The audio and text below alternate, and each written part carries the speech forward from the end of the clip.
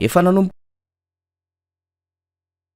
ny azakazaka ijery baolina moa zany de nandeha tao anatina cortège présidentielle dia nisy loza mpifamoivozana ny tranga naterak'izay fandehanana mafy zay teo anatin'ilay hoe fiara mpanaradia ny filoham-pirenena tamin'ny lahady tamin'ny 4 ora latsaka fefanteo eo teny Ambatobe no nitrangany zany betsaka ny adevitra teraka tao anatin'iny ny sainana foy tsy sainana foy zao no fomba nitrangany loza ny sasany teny nisy blindé nanaradia amin'ny filoha de io no nialalalana satria nisy nepita dia nanitsaka isatra na fray zany de zay no nitarika ny loza samihafa dia nitsambikina avy any amboniny lay blindé lay miaramila efatra de taondray no niteny miaramila roa no nitsambikina fa tsy efatra maro be ny version taorina zay de niazakazaka lay ministry ny serasera mihitsy nanao filazana fa hoe zao mahakasika an'iny raha iny ary dia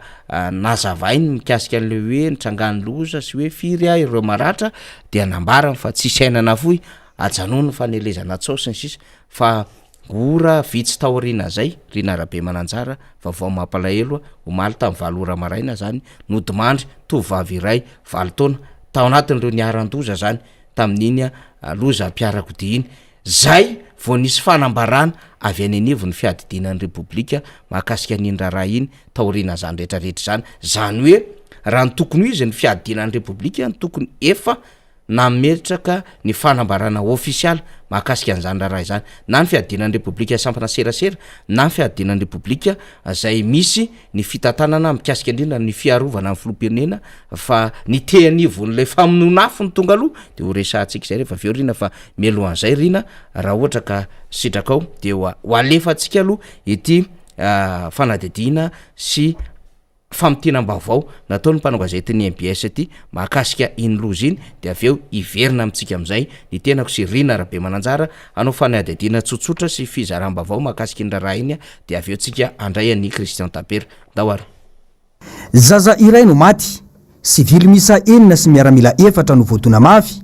nandritra ity lozany tranga tenin'ny Ambatobe ity ka notsaboiny atao amin'ny hôpitaly miaramila Soavinandrina avetrany niteraka resabe sy fanehoan-kevitra maro lafy indrindra fa tao anatin'ny tambajotra serasera Facebook ilay lozany mpifamoivozana izay nitranga teny Ambatobe omalio fiara mifono vian'ny tafika nanaraka ny filoham-pirenena na cortège présidentiel no tradoza sy ny teradoza ny sesy ny fiarovatena avy amin'ny mpanoana fitondrana mahakasika izao loza izao misy lalàna ny fifamoivozana eto amintsika eny fa nampitondra fanjakana aza hoy ny solombavam-bahoaka Mamy Rabenirina loza mpifamoivozana ny tranga iny ary amin'ny loza mpifamoivozana tompony andraikitra foana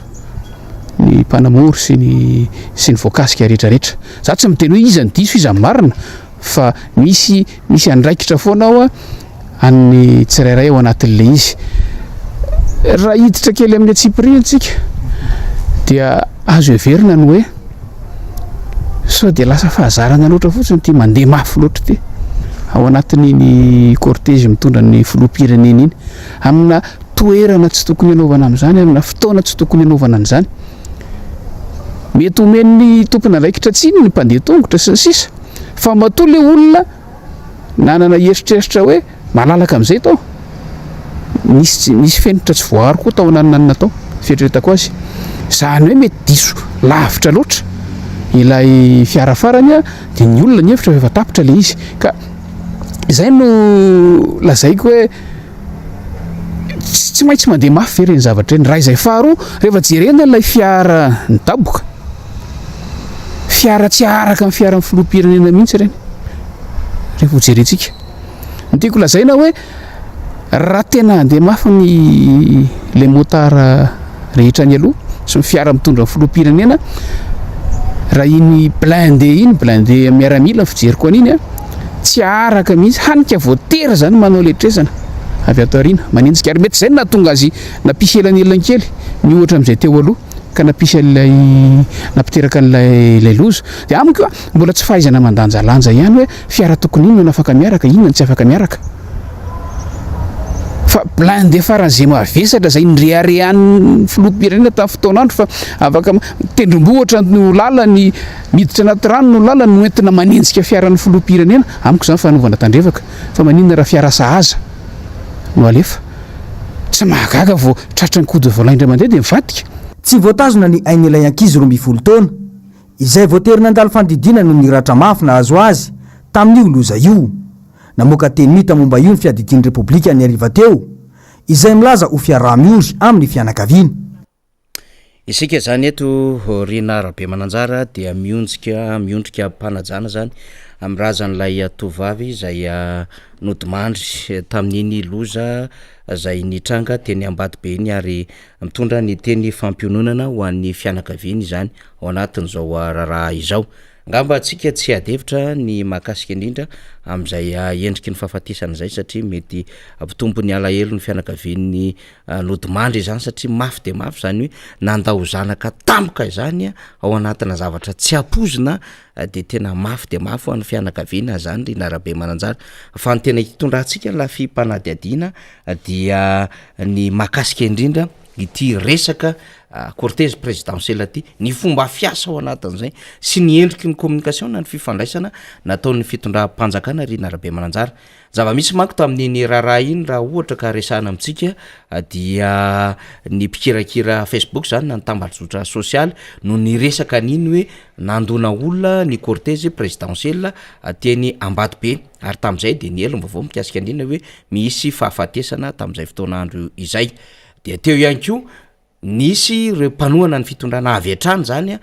tonga dia nilaza ny endrikendriky ny zava-misy tamin'ny endra iny fa tery ambany mbola any capture d'écran mikasika an'ilay rangaha zay nanao an'izay hoe fanohanana ny fitondrana zay moa dia mpanohana ny fitondrana fa tery ambany izy de niteny tena lay nepita ny vendrana ozy izy zany hoe mbola nomeny tsy ndray zany lay nepita nandritra niny nandritra iny zavatra nitranga teny Ambatobe iny de betsaka aloha ny tohana sy ny sorena tao anatin'izay hoe mbola hohotry zany ve ny fomba fisaina n'ireo mpanohana fitondrana na de hoe manohana ny filoham-pirenena aza mitrangana loza tamikatakin'ireny teny Ambatobe de mbola le olona voadona ndray le olona nanana ny vona ny antra tamindray no nomena tsitsy no avy andranana. Isika moa Rina de efa niresaka foana hatramin'ny omaliny amin'ny hoe moramora ho an'ity fitondrana ty sy mipanohana azy mihitsy no manambany olona ary efa hitantsika zany tamin'le hoe reo moa inona fa de zay 6% kely nefa le 6% ny atahoran'izy ireo mafy rehefa maneho hevitra ao anatin'le tambazotra sosialy. Reo moa inona fa de imbécile reo de nefa reo imbécile reo ihany ny atahorana amin'ny faneho-kevitra. Reo moa inona fa de dondron'ireo nefa isika le ambanina ho dondrona no atahorana mafy rehefa hanao hetsika an-dalambe hanao tatitra ny solombavambaoka na hiona amin'ny vatana amin'ny vahoaka ny RMDM na io RMDM fohy be na io ny tanora RMDM de tena fadiranovana mafy misy le mpitondra fanjakana na nadondrona amin'ny mpanohatra rehefa misy zay fionana izay na rehefa misy ihany koa endrika débat zany dia mikarikevitra hafa tsy tena iaonana amin'le tena mpanohatra na mikarikevitra fikafika hafa le mpitondra fanjakana satria fatany hoe manana an'ilay aretsaina enjana be sy lay argument hanoerana mavesatra be ny fanoerana amin'izao fotoana izao dia miembotra izy ao anatin'izay ary angazeta amin'le vava nitenenina izy dia tsy samy fanehatra amin'ny mpanohatra. Hitantsika farany teo zany tamin'ilay karazana endrika débat saika hipiezena zany na saika hamandriana ny RMDM fa so ihany tsy tratra tao anatin'izay ny RMDM ary efa mazava koa ny RMDM de hoe aiza ny fitondram-panjakana hiatrika anay de zay rehefa aveo no manendry ny olona avy ety amin'ny RMDM hiatrika izany débat contradictoire zany. Efa nahazatra antsika teto koa le hoe rehefa tsy nisotro CVO de tompona andraikitra ambony mihitsy ny ao anaty fanjakana no miteny zany de ohatra mampitehiteny hoe alohany zanakareo na anina ho faty any ohatra zany nefa fomba fiteny fomba fisainana ity mpanohana sy pomba nyty fitondrany ity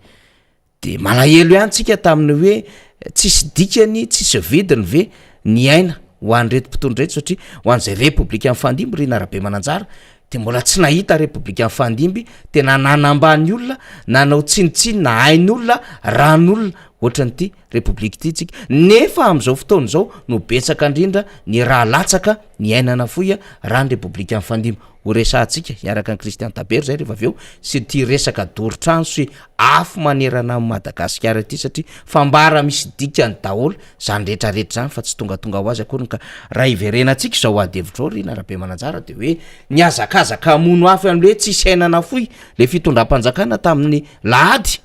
fa tsy nieritreritra n'le gravité rina hoe inona ny tena loza ateraka zany tranajavatra zany tsy nieritreritra ny amin'ny hoe tena tokony ohatrohatran'izany ve ilay endrik'ilay cortège présidentiel ny andro alahady ny toerana nale fatatsika tsara raha avy any Ambatobe hiazo any Mahamasina ohatra dia avy any Ambatobe manokana teriny lalana sady fidinana ny fiolanana marobe ao anatin'izany Ambatobe zany ry narabe mananjara de gaga ihany tsika hoe mbola afaka nandehanana mafy ve zany toerana zany ary tsika de nametraka mazava tsara ny amin'ny hoe aiza ireo mpitandro filaminana afaka anao balizy adiny ray melo alohan'ny nandehana filopirenena tamin'izany lala zany satria raha mijery tsika avy aty bypass dia efa mipetraka adiny ray melo na mihoatra an'izany mihitsy aza ireo balizy zany na ireo mpitandro filaminana zany zay miaro sy mandamina ny fifamovozana rehefa andalo ny filopirenena ka tamin'ny fotoanandro iny lalana tery lalana fidinana lalana fiolanana tomobile mandeha mafy dia betsaka ny tsy nanam-po zavatra tao anatin'le izy kanefa reny zavatra nitranga dia ny andraikitra marobe ao anatin'izany hoe mahay miasa ve ny eo anivony zany fitantanana ny fiarovana ny filopirenena zany amin'ny atranga ohatran'ireny tena mahay miasa ny ve lay mpamily zay nitondra an'izany fiarakodia zany ary tokony nentina ve zany blindé zany raha ohatra ka ao anatin'izany cortège présidentiel zany any am'izany lafiny zavatra maro samihafa zany rina no tiatsika hitondrana ny adevitra fa isika akory tsy sanatrin'izany mamofo fotamandry na mampitombo ny fery sy ny ratra ho an'ireo niarambony na de malahelo ary tsika hoe haina zaza malagasy re tompoko zany ho reharehan'ny firenena kanefa noho ny zavatra tsy ampieverina tsy ampieritrretana dia nitranga zany loza rehetra zany ry narabe mananjara ya resaka escorte présidentielle na hoe convoi présidentielle zavatra hoe na hoe sehatra saripady zany zavatra manokana zany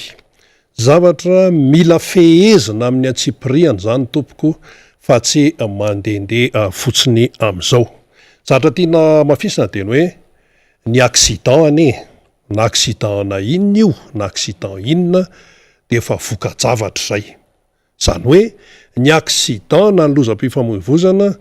tsy mipotra fa tsy maintsy misy antony tao raha raisana zany resaka hoe convoi présidentiel na ny hoe lozam-pifamoivoizana nateraky ny hoe niatraika tamin'ny escorte manaraka ny filopirenena de zao fotsiny ny azo ambara hoe matoa zany misy ny accident de misy zavatra tsy voafe ao io tsy vita amin'ny fotsiny amin'ny hoe ary ana nisy nepita de zao izany zavatra izany dia ao anatin'ny atao hoe fepetra izay tsy maintsy raisina mialoha mba tsy isiany zavatra ohatran'izany ka ny escorte présidentielle tompoko de zavatra saripady io mba nisy ihany zany mba hoe fanadiadiana amina escorte présidentielle tany ivelany tany zay tsara mba hoe zaraina amintsika mba afantarantsika hoe ohatrohatry ny ahoana moa zany resaka escorte présidentielle zany any firenekafa de misy ihany ko mba fampitahana atao amin'ny président izay efa nitondra teto Madagasikara dia zay mba entitsika afahantsika mieritreritra ary mba akatsika hoe lesona ihany koa sy mba hoe ahafahantsika miatrika zany ny anirina mba ny zay manaraka any zany mba tsy hitrangany ny zavatra tahaka an'izao intsony zany araka ny namafisina teo hoe rehefa mitranga zany ny accident de voka-javatra le izy zany hoe misy zavatra tsy voafe tao raha hoe escorte présidentielle no resana zany raha tsy hoe isalovana amin'ny asan'ny hafa akory tsy zay fa hoe amin'ny mpanao gazety zany mba misy ny hoe mba fanadiadiana etseroa amin'ny lafin-javatra tahaka an'itony satria zay ihany koa no asan'ny mpanao gazety manadiady dia mba fantatra ihany hoe amin'ny lalana zay atao hoe trajet andanana iny convoi présidentiel iny zay efa fantatra meloha zany dia tena hoe mihidy mihitsy ny hoe ny metatra vitsivitsy miara ny lalana dia tsy azo andehanana mihitsy zany ny atao hoe norma ny fitondrana moa tian'ity hoe manara-penitra ity fiteniny zareo matetika io ka mba tokony atao arak'izay kio zany ilay fepetra izay raisana zany tsy hoe amina firenena anankiray fa amin'ny akapobeny na président na firenena izy io na président aiza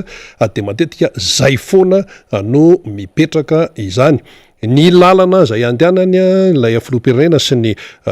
escorte zany dia efa tena hoe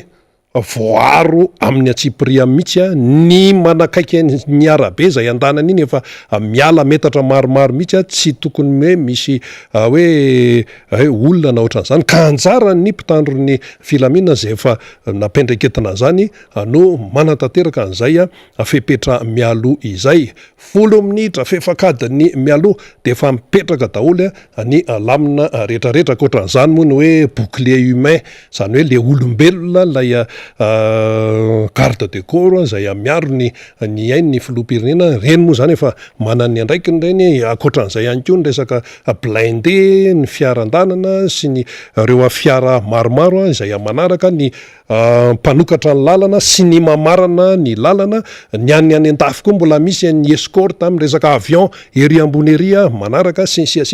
misy kipitsopitsony be dehibe io ary io kipitsopitsony io dia tsy misy azo amaivanina mihitsy na iray aza ny lalana le any ko de efa vita etude tompoko raha zay hoe filoham-pirenena any ivelany no zany no resantsika manahoana le lalana tery ve be fiolana ve sinsis raha iny lalana ambatobe iny moa zany dia ho atsika zay efa mpandeha amin'iny de mahita araka ny tenen'ny faniry teo hoe sady valim-piakarana valim-pidinana misy fiakarana rehefa mandeha zany ianao miakatra de rehefa verina ianao de lasa midina ary le izy tery tsy vitan'izay fa misy fiolakolahana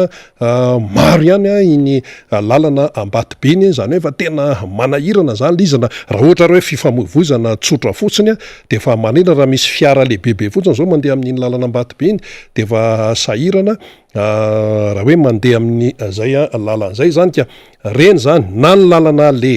na ny atao hoe resaka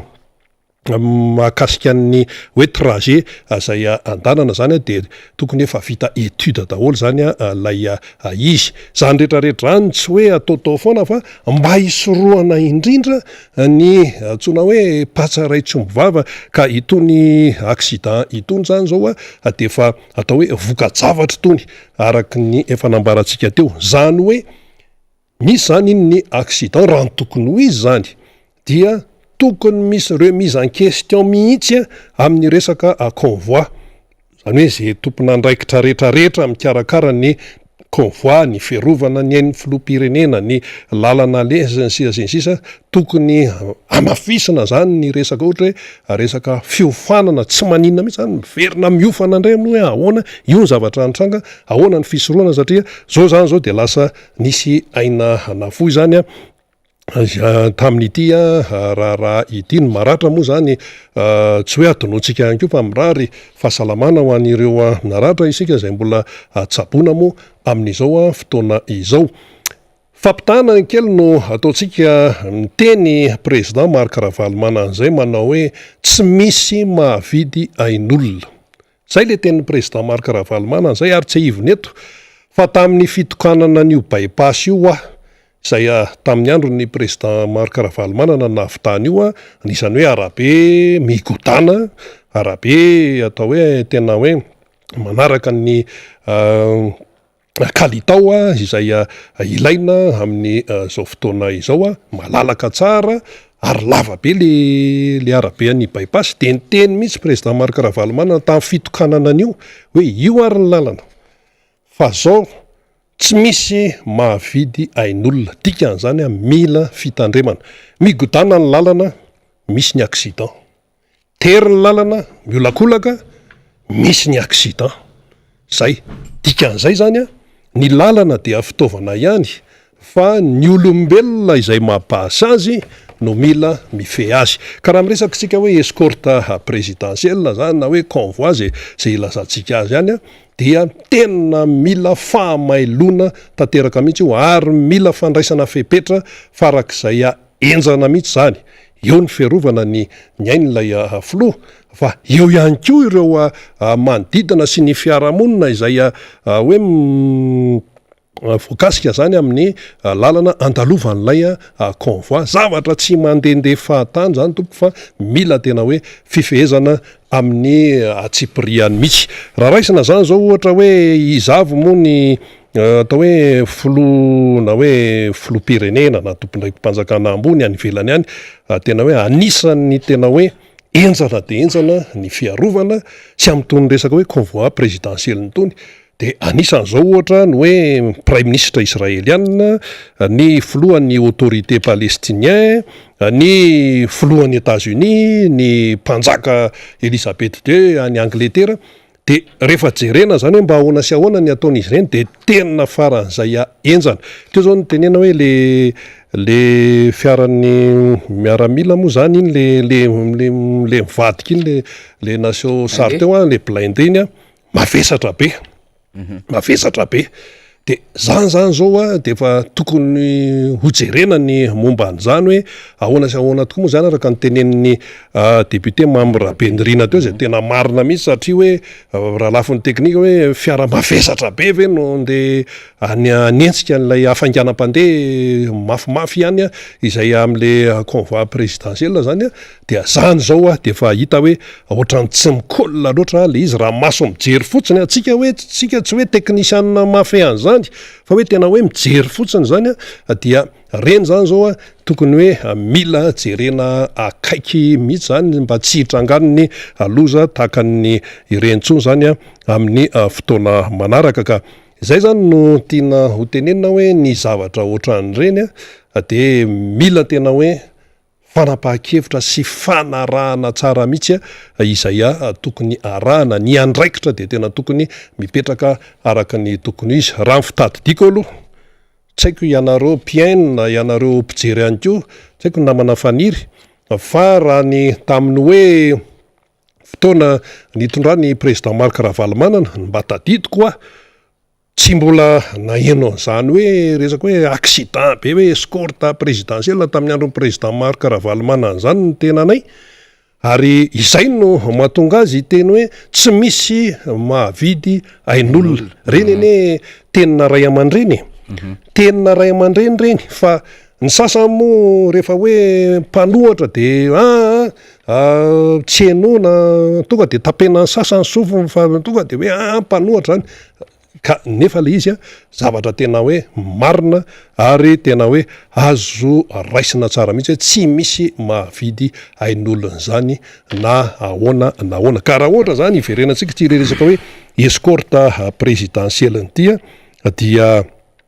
misy fepetra tsy maintsy arahana amin'ny atsipiriany am'ireny mato zany ny tranga ny accident de misy zavatra tsy voafe eo no tiatsika hatongavana ny namana faniry ilay hoe mila miaiky ilay fitondram-panjakana zany rehefa misy zavatra tsy mety io tsy resaka hoe accident ihany fa miresaka fiainan'ny Madagasikara ray manontolo mihitsy misy zavatra tsy mety eo de mila miaiky fa tsy hoe pasohana hoe sasana zany de hoe arakofana arak'izay azo andrakofana azy tsy izay aneny tena izy tsy afaka ny androso mihitsy tsika fa rehefa misy zavatra tsy mety dia tsy mety zany le izy mila miaiky de aveo arenina le izy ny olona tsy adalakory ka tsy afantatra hoe ity ny zavatra tsy mety efa mba nisy ezaka kosa mba atao hoe anatsarana an'izay zavatra tsy mety fa ny misy amin'izao fotoana zao araka ny tenenina tao de ilay lasa hoe fanadiova-tena mibetsaka fanliana ny andraikitra any amin'ny hafa sinsisa izay foana no zavatra mitranga eto amin'ity Madagasikara ity fa tsy misy an'ilay hoe fanetretena io aloha zany de tena hita mibaribary hoe tsy ao mihitsy le resaka hoe manetry tena io moa nytenenina foana hoe nytenen'ny baiboly hoe izay manandra tena no ahetry ary zay manetry tena no asandratra ary ny zavatra ataon'ny tananao akavia ampafantarina ny zavatra ataon'ny tananao zavatra ataon'ny havanana zany. Zay zany le lay afoto-kevitra fa ny am'izao fotoana zao zany raha vao misy zavatra hoe vita kely sana de fa gesta be etseroa fisehosehoana be etseroa de izay no zava-misy ka io zany ny momba n'ity resaka hoe escorte présidentielle itony zavatra saripady reny tsisy resaka hoe azo amboamboarina ny momba an'io fa zavatra saripady raha miresaka zany tsika lalana ambaty be tokony efa vita etude daholo reny ny momba ny afanganam-pandeha ny momba ny toerana zay andalovana efa vita etude de ny meloa dia izay zany zay vao hoe mandalo amin'iny lay convoi présidentiel amin'ny Tsipriana io etsy misy lalana mahitsy etsy misy fiolanana etsy tery etsy ohatr'izao sy ohatrao ary toerana be olona sy ny sisa fa raha mba zavatra hitako zao na manafaniry de zao amin'ny président any ivelany reny amin'ireny convoi reny raha vao toerana be fiolakolahana raha vao toerana lalana tery raha raisina ohatra ny filoha amerikanina tsy mandeha amin'ireny mihitsy ny convoi présidentiel fa matetika izy mandeha hélicoptère zay aloha ny amerikanina miala izy zany zao amin'ny avion présidentiel américain iny Air Force One iny ny mangamanga ny président américain iny de efa miala izy ka hoe andeha amina toerana anankiray efa vita etude de melo 3 andro mialoha tompoko na 4 andro mialoha hoe zao misy documentaire mba jereo fa io lalana andanany filoha amerikana io efa vita etude de melo raha andeha hitsidika firenena anankiray izy ohatra hoe aty Afrika tamin'ny andron'ny Barack Obama na tamin'ny andron'ny izy ty George Walker Bush i Bush zany de efa vita etude amin'ny Tsipria mihitsy ny lalana alehany sy ny mombamomba an'ireny lalana reny tena hoe amin'ny Tsipriany tery samalalaka le fiolana sao de toerana be omby sao de toerana ohatran'izao sao de misy osy sisa vita etude tsara mihitsy ary rehefa tena andeha am'izay lay escorte zany le convoi dia mbola misy élément be de be mihitsy mipetraka indrindrandrindra am'le toerana saripady satria raha vao ohatra koa hoe be de be le fiolana de tsy maintsy atao hoe miena ny afanganam-pandeha de reny zany manahirana mihitsy tsy maintsy mety hoe hiteraka zava-doza na accident na hoe zavatra hafa dia efa voadinika mialoha ny antsika zany no tony mitranga ny accident dia araka nambarantsika teo hoe misy zavatra mbola tsy voave zany matoa mitranga ny accident tahaka ny reny ka ny accident moa tatoato voatontonona foana hoe sprinter zao hoe sy ny sisa le inona le sprinter le tany amin'ny rensety ny sesesy teo fa ity zany tena escorte présidentielle mihitsy ty zany hoe tena hoe ny fiara izay manaraka ny numéro 1 amin'ny androm-panjakana eto Madagasikara no manao an'ilay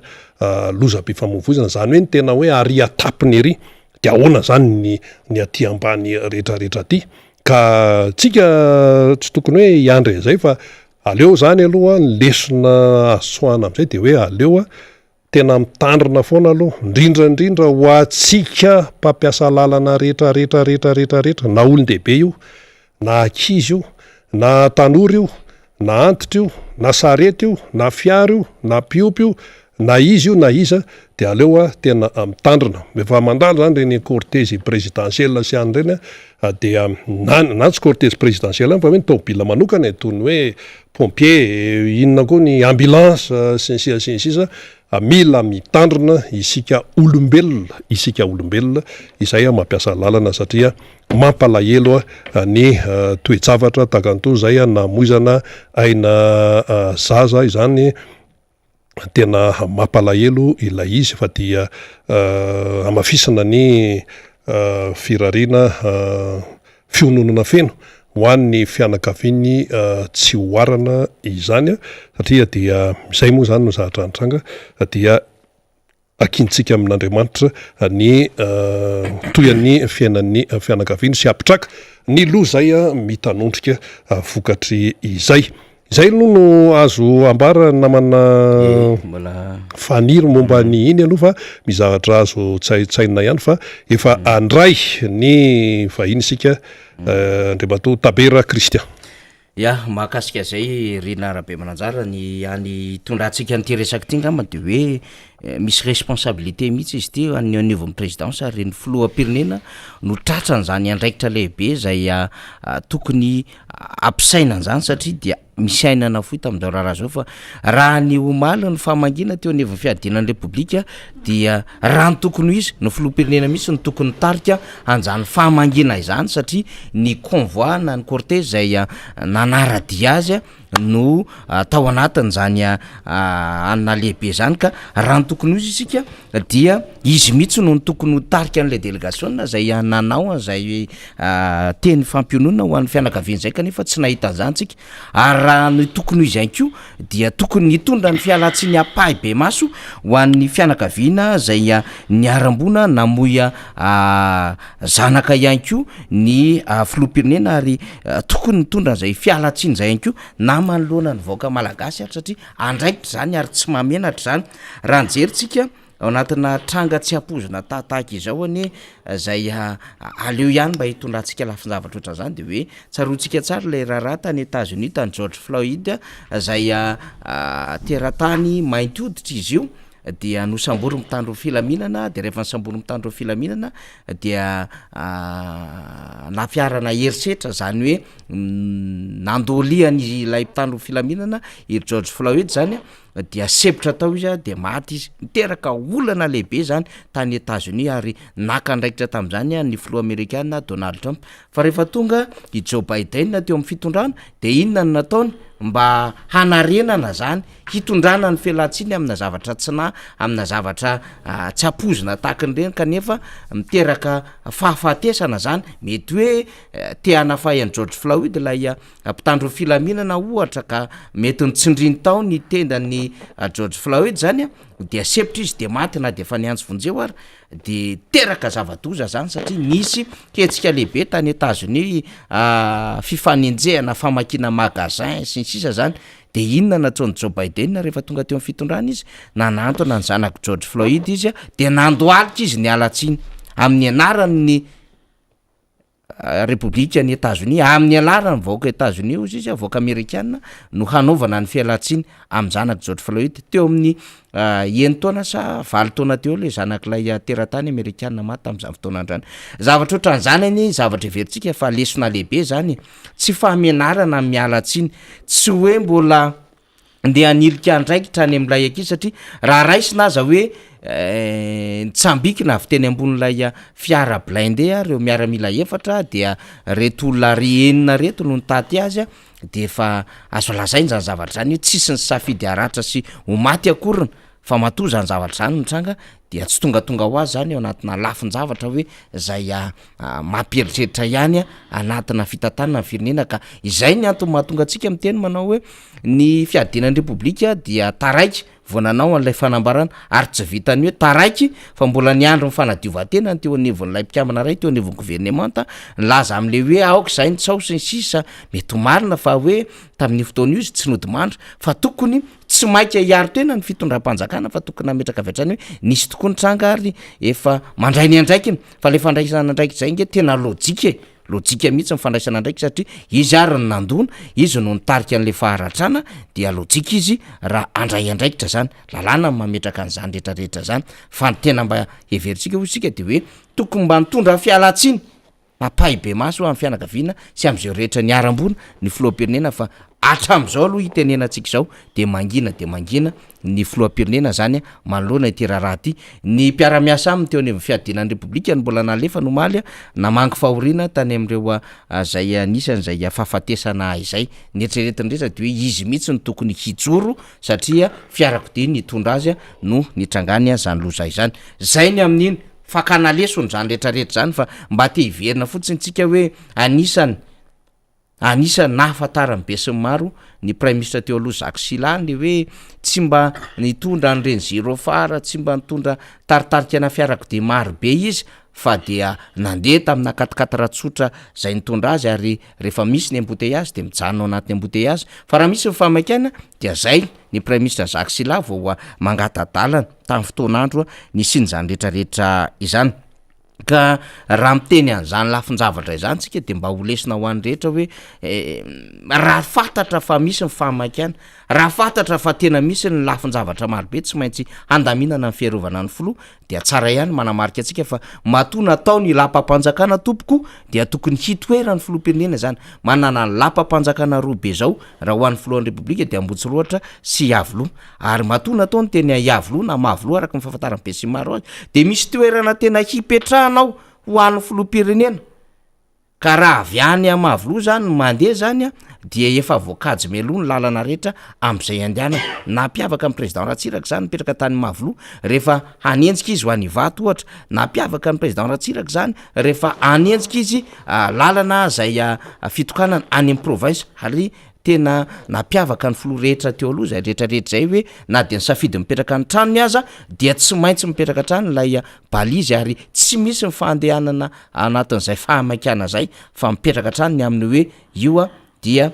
mety vita n'ilay directeur-na sécurité mandamina fifamoivozana ao anatina fotoana vitsy kanefa dia tsy misy izay fitohanana be zay ary tsy misy izay fifandonana izany. Zany lesony zany mba tiantsika ho zaraina am'le hoe les vitesses sy les précipitations anareo sy lay indraindray lay oeraoera de miseho amin'ny endriny maro le izy de miteraka loza tahaka izao. Zay mahakasika an'izany resaka zany fa iverina atao amin'ny Christian Tabera tsika fa alohan'ny andraisantsika ny Christian Tabera dia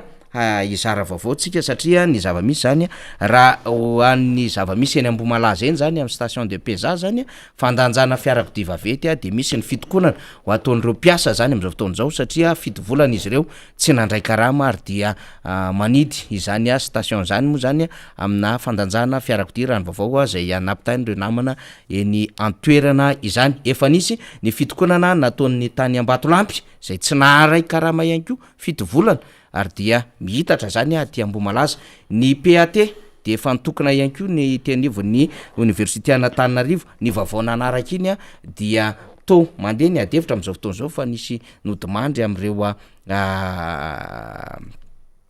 piasa zany zay tokony ny sitraka ny fitsaboana kanefa tsy nanam-bola dia fatatsika hoe tena sarotra de sarotra ny zava-misy am'izao fotoana zao. Ny premier ministre moa rehefa namaly de ny amin'ny hoe tsy ao anatin'ny grevy no hanerena ny fitondram-panjakana andokarama de gaga ihany tsika satria ny zavatra rehetra zay tokony handoavana an'io karama io tompoko lasy tompoko vavy de efa voafaritra ao anatin'ny lalàna zay atao hoe loi de finance. Dikan'izay vola ao no takiny reo olona reo na iza izy migrevy. Raha ohatra izy ka migrevy reo entreprise zany zay nanao fanamboaran-dalana de efa misy vola mifanandrify an'ireny marché public reny hanaovana réfection na hanaovana entretien an'ireny lalana rehetra sy am'ireny trano-panjakana reny na nouvelle construction ho isika. De misy vola mifanaraka am'izany asa atao zany ary voafaritra mazava ny anatin'ny loi de finance ny am'ireo asa sy ireo mety hovinanasa eo anivon'ny ministère tsirairay avy. Ohatran'izany ny ambara eny anivon'ny PAT, ny anivon'ireny mpampianatra sy ny sisy reny misy sokajy ara-bola zay voasoratra ao anatin'izany na subvention io na inona de efa voasoratra daholo reny tarem-bola rehetra reny ahafahana mamaly sy mamatsy an'ireo rehetra zay manao ny asa ka tokony hisitraka an'izany. Na vacation io na inona ambara ao anatin'izany de efa voasoratra daholo zany. Ka zay ny mahagaga am'le hoe aza terena ao anatin'ny grevy no amaovana karama zavatra voasoratra ao anatina loi de finance any zany resantsika rehetra zany. Avelantsika eo ny amin'iny mbola iverenantsika zay rehefa aveo fa fito akaikitsika eto Christian Tabera zany zay fanambarany Rina Arabe Mananjara teo fa pikatroka eo anivon'ny tanora RMDM satria dia filoha lefitra nasionaly izy misahana ny faritany Fianaratsoa sady vatona melakafatra ihany koa satria dia tompona andraikitra ambony ao anatin'ny antokitana no mpikambana eo anivon'ny CRN na komity ny fahabevanam-pirenena eto Madagasikara zany. Miarabanao Christian Tabera. Eka voalohany indrindra aloha de faly miarahaba gny vahoaka malagasy rehetrarehetra na eto an-toeragny na agny ivelany agny ame diaspora agny zany magnaraka an'izao fandarasika zao hoe faly miarahaba anareo mpanotry fandarany ihany koa ary isoragna ihany koa ary miarahaba gny lafiny teknika mampita gny feo sary agny amy rehetrarehetra agny sady igny misaotro zagnahary satria am'izao fotoagna zao na de nisy aragny finiavagna agnano an'ty fivanianana teto amin'ny Miara Manonja ty androany dia misaotra zagnahary nagnome fahasalamagny nagnome disponibilité ny fotoagny am'zany rehetrarehetra zany ka dia misokatra ny resadresaka na ny ady hevitra eto amin'ny Miara Manonja. Christian aloha aloha tsika ho an'ny farafangana satria mo ianao avy an'ny farafangana raha teo de tsy avelantsika tsy horesana zava-misy ihany angambany aloha satria nisy voninantranga tany vao tsela tany farafangana Christian Tabera dia nisy fanafiandahalo mafy be misy atao Maripana tany farafangana zay dia zava-doza nataon'ireo dahalo fa nidorany hatramin'ny trano de nitsoaka ny alan'ny tanàna reo ponina zany fa andro vitsivitsy taorianan'izay to mifanindry mihitsy ary lisy tamin'ilay fanokanana an'le faritra fahatelo amby roapolo vatovavy dia nisy ny fahamaizana trano tao ina moa izy ty maro safa moa ina moa mahafasatsinanana mahafasatsinanana sy mahafasandrefana mahafasa mialatsiny verikely satria belibely ao anatin'ny saina zany tao anatin'izay tao anarivon'ireo tranomay zany valopolo sy arivo tany amy 5,000 mahery tany reo tsy manan-kelofana zany Christian rehefa marehan zany mangoritsana ny amin'ny hoe tena misy ponina manarivo mahery zany any farafangana am'izao fotoana zao zany tsy manan-kelofana tsy fantatro hoe efa nisy tompona ndraiky mpanjakana indidina ve nitondra fanampiana fa na izany zany aloha zany dia makahery anareo zanako farafangana satria mazana be zay trangan-javatra zay inona ny azo ambara mahakasika ny zavatra nitranga tany Mafasa Atsimo Atsinanana sy andrefana iny Christian. Voalohany aloha dia inona ny azo ambara ozy anao ino moa gnazo ambara voalohany aloha dia magnome famangina aloha zany fiaraha-miory ara-moral zany aloha eto am'ty fandaragna ty gnazo ambara moa igny famaizana tagny Maripana ozy anao teo de etraketraky ny asan-dahalo igny ndray zany etraketraky ny asan-dahalo ka itodika eo amin'ny fitandronan'ny filaminana zany mba anao ny asany zareo tokony ho izy amin'ny investigation hoe iza navandoza tamregny de nitsoka taty amin'ny chef-lieu de région daholo satria 25 km mialany chef-lieu de région mako le Maripana io amin'ny lalana route makany amin'ny avangain-drano igny zany miditra atsika eo am'le ty aitragno goavambe ty zany ary tena miara miory zany am'ireo fianakaviana am'ireo vahoaka malagasy satria cosmopolite be amin'ny farafangana io misy ao daholo ny karazan'olo rehetrarehetra Madagasikara io ka le mahafasa signanagny zany arika signanagny ny groupement de gendarmerie izy io mahafasandrefagna andamosiny groupement de gendarmerie zany hoe le afo zany araky ny vaovao eno zany dia niainga avao mahafasa signanagny de tamin'io koa moa zany nisy ny zay ny mahaloza azy misy ny rivodrivotra somary maherihery tamin'io zay sagnomezagny signy-zagnahary de nalaky ny be zany le firehetan'le afo nefa ao amin'ny commune zany misy tobilin'ny pompier ihany ary misy service zany rany pompier commune urbaine farafangana fa ny problème zany igny tobily igny zany eo izy zany mandeha moterany fa izy sy mifonctionne ara-dalagna izy zany hoe tiako tenenina raha anao zany gnampiasa n'igny tobily igny zany am'izao fotoagna dia mandeha ary amoron-drano anao zany de mila olona maro anao mitatitra anazy agnatin'ny bassin eo de rehefa avy eo ndray mbola sy mandeha ara-dalagna koa zany fa mbola olo koa donc zany hoe sy misy zany le tobilin'ny pompier eto zany de magnentagna fitondram-panjakana décentralisé tanteraka io resaka service pompier io zany sy ny fampitaovagna am'izay mba ho ara-dalagna sy manara-penitra araky ny voalazany zareo satria ohatran'iregny zava-doza zany eto koa zany dia efa misy fivorina moa zany teraky ny io tanàna io sisy agnavagna io sisy hoe resaka razana io fa zay teraky ny tanàna amin'ny farafangana io sy ny sud-est ray manontolo misy zany efa misy mobilisation agny zay hisy fivorina rehefa aveo amy telo suite logique ny le fivorina zay natao tegna amy semesy ny betongolo semesy miaramila betongolo agnano peloton zany na hoe tolo-tagnagny ho iaragna amy vahoaka malagasy rehetrarehetra ho alefagny zany eo koa moa zany gny responsabilité en tant que zanaky io tanàna io ategna tanke mahazanaka io dia hoisy ihany koa ny fandraisana ndraikitra am'izay vonikava mahatratra am'izay kely misy dia hainao teo moa ny teny hoe fitondram-panjakana raha vao nahinan'io tragnomay io zany eto zany na mipetraka amin'ny position ny fanoerana dia isoragna zany ministre ny population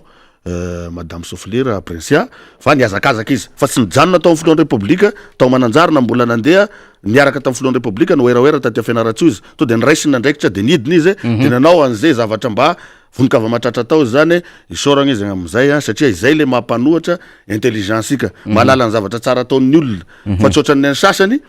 na efa misy zavatra mba tolokevitra mba tsara zao omena de tsy raisina ka atsika aty am'izay elatry ny fanoerana miaraka amin'ny RMDM zay isorana ny filoha Marc Ravalomanana am'izao fotoagna zao zay magnome an'izay consigne zay foana hoe tsika manohatra fa tsy botolo zao daholo ny fomba fanoerana avec intelligence avec hoe fifagnajagna zany eto satria raha tsy misy zay fifagnajagna zay eto tsy misy zay fifampianona zay eto zay tsy avaty amitsika le izy fa avy any amin'ny fitondram-panjakana dia asika zany tsy ifankahitagna eto satria le firenena i raha managna fa tsika mpanohatra koa ne avaty amin'ny fanoerana mba mpilalao eo ambony kianja io le averimberiko foana ary voalazany lalam-pandrenana ny fonction sika ny asa tsika de efa voatsipika ao anatin'ny lalam-pandrenana manao balizy ho an'ny fitondrana mba tsy hitondra le firenena anakady ka vahoaka malagasy am'izao hoe may tragno ary ay tragno ohatrany Bonglava koa zao na enao hoe ohatrany misy koa agny amin'igny région de Bonglava igny tragno tanàna eo amin'ny 570 izy zay may ty may resaka may ty zany zany fanjakana gn'afo be zany ty fanjakana ty ka voatono zany may ao agnatin'izay zany iska voaka malagasy am'izao fotoagna zao ka mila mifoa afo efa milagalaga aminao eo tokony efa mifoa zany voaka malagasy andraigny responsabilité ny hoe ahoana ny any manitikitika ny saiko aloha mbola ho any mahafasa foantsika zany efa inona zany voaray an'ireo vahoaka reo avy any fitondram-panjakana nefa raha sy diso Kristian raha niantso ny tany etoerana mba nanontany fanadiadiana any tohatry ny misy EPP manara-penitra tohatry ny mandeha fanamboarana anjany tohatry ny misy endrikendrika ho fitokanana ve sa tsy fantatro eo indrindra sika zao inona ozy anao mbola miverina am'leo mahafasa io satria goavambe amin'ny aitrano zay indrindra mako mba mety miandro zareo any nanao iny zao ny ministre ny mponina aloha niaraka nidina ndray moa ny premier ministre sy ny délégation naniaraka aminy teo de araky le voalazanao zay tsy hitamaso moa zay fa minao fa tsy de ho lainga aloha zay fa mety hoe mitovy any le nosikasianao sy ny zava-misy any nanome fanampiana zany ny fitondram-panjakana ny miainga avy amin'ny gouvernemanta zany tol na tafitragno vifotsy folofolo isaky ny tragno may calculé vao am'izay zany nefa ny tol za tsy milaza hoe de hoe ny favoazan-dehibe agny de hoe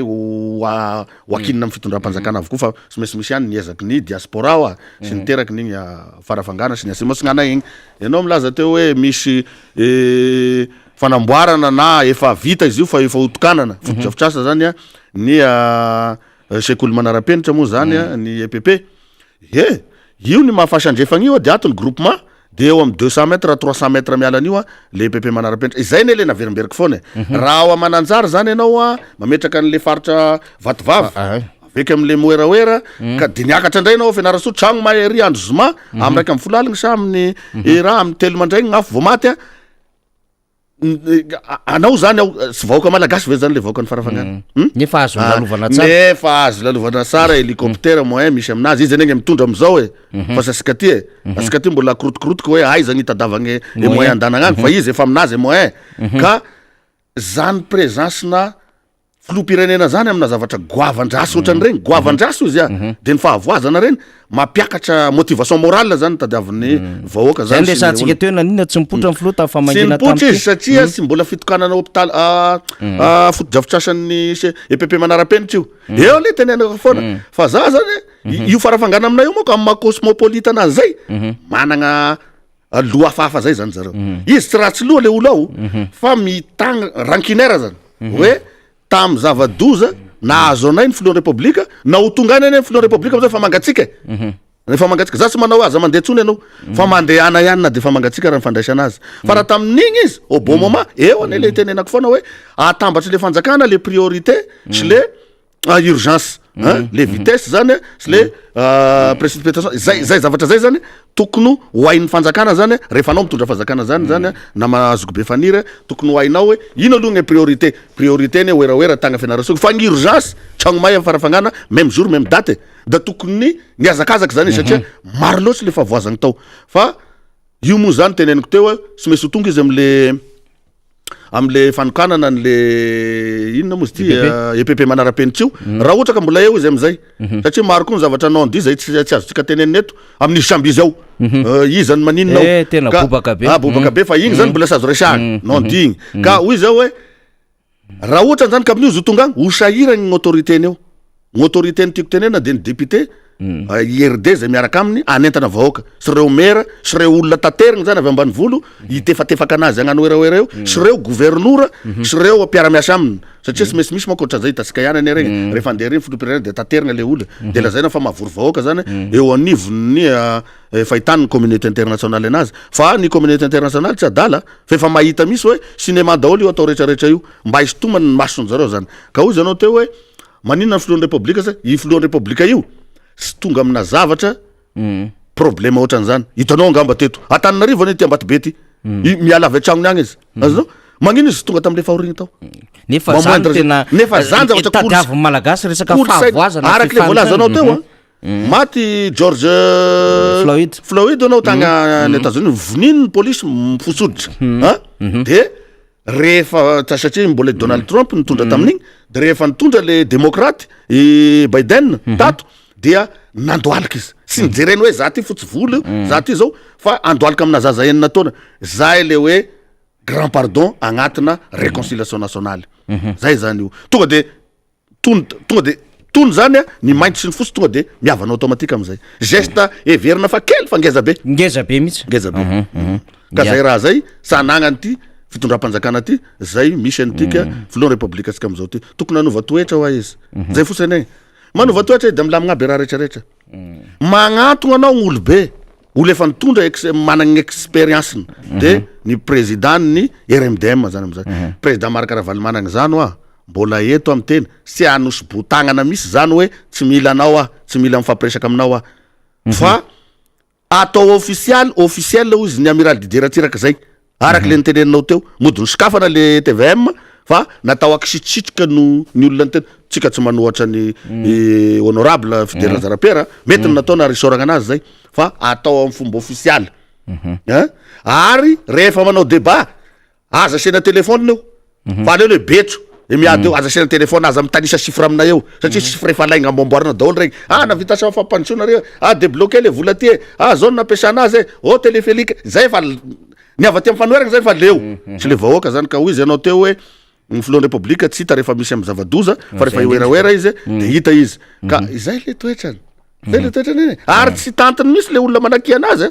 ary tsy keto zao de tsy haiko fa tsy zakany filohan'ny republika io ka za zany raha mitondra fanjakana na filoha na tsy filoha zany fa rehefa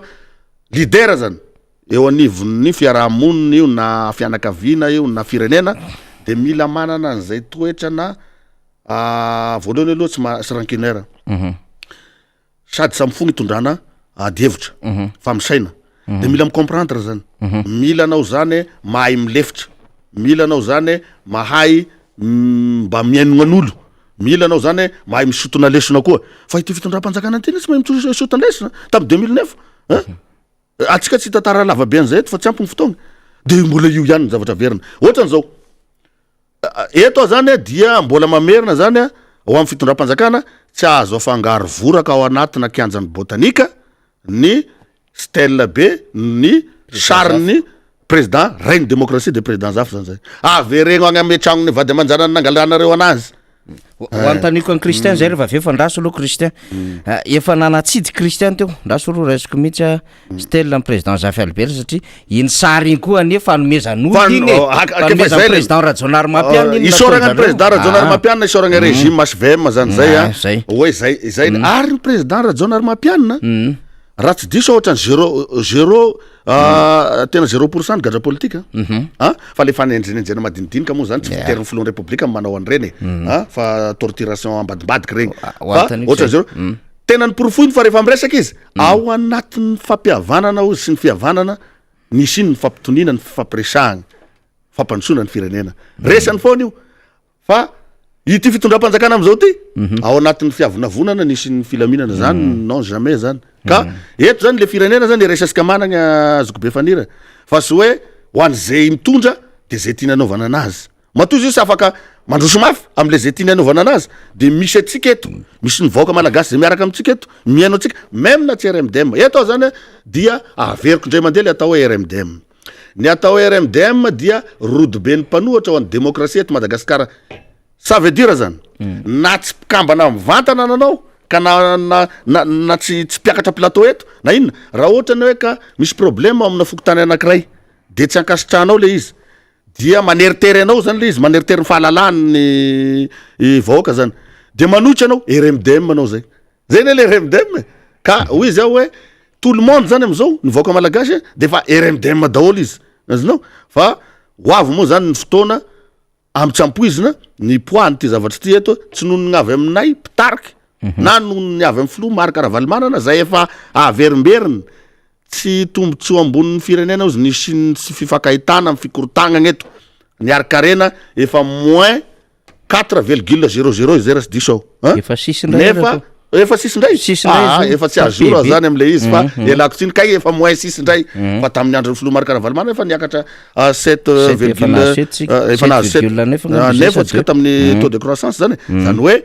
izy teneniko zay hoe raha vo anao zany mitondra de mila manana faiza manao anao mila mahay magnavaka an'zany hoe ino aloha ny priorité ny vahoaka surtout tsika zao amy tany andalam-pandrosoagny azinao de sorako ny président maro karavalimanana moa eto priorité ny tamregny de hoe izara masom-boly nanao fifaninanana resaka volovary regny nanao fifaninanana resaka fiopina ary hita fa tena nipakava agny fotony misy zany zay zavatra zay ka napisy an'iregny volovary maro anaka isan-karazany regny zany fomba système fomba fambolem-bary ary nisorako tam'zany misy colonel zay tsy tongoniko agnara zay tagna amin'igny faritry mena be igny ary fantany filoha maro karavalimanana zany izy nazy voalohany 17 tonnes ao anatina hectare anankiray tadidiko colonel avy any amin'igny sud-est aminay igny zay ary mbola velona le raha namana am'izao tam'izay fotoagna zay ka isorako zany zay Christian za te hiverina mihitsy am'le resaka ao anankiray tamin'ny voalohany iny nanitikitika le resaka hafoafo ty mahay manko zany zao miverina maindray akarafantsika de misy tanjanakazo koa zany mahay koa tany mahajanga tany tany faritry boiny tany amoron-dava tany koa atiala misy may koa tany lalam-pirenena faharoa voatsela korony zay angamba tonga tsika tapabolany zay tany Brickaville tany ny tany tsika moa efa tsy miresaka tsony tany mahafasa sy ny sisa sy ny rehetrarehetra ambositra koa zany zao misy alamay tetsy Nalamangaparika alohan'ny tokanana le parka Nalamangaparika de eto misy fahamaizana koa tao tena zay ale rehetrarehetra zany ary za moa tamin'ity volana sy ty taona ty zany resahantsika zany fa betsaka ny evatranga talohan'izay tena be loatra le afo am'izao fotoana zao akoatrin'le raha latsaka be le afo akoatrin'ny raha latsaka ho an'ny olona zany manko mpandinika fiarahamonina Christian Tabera ho an'ny olona mpahay fomba de misy dika zany ohatran'ny hoe le tokanana le rova de mampalahelo moa zany tena tambotsy tao maty tao ampanjakatsika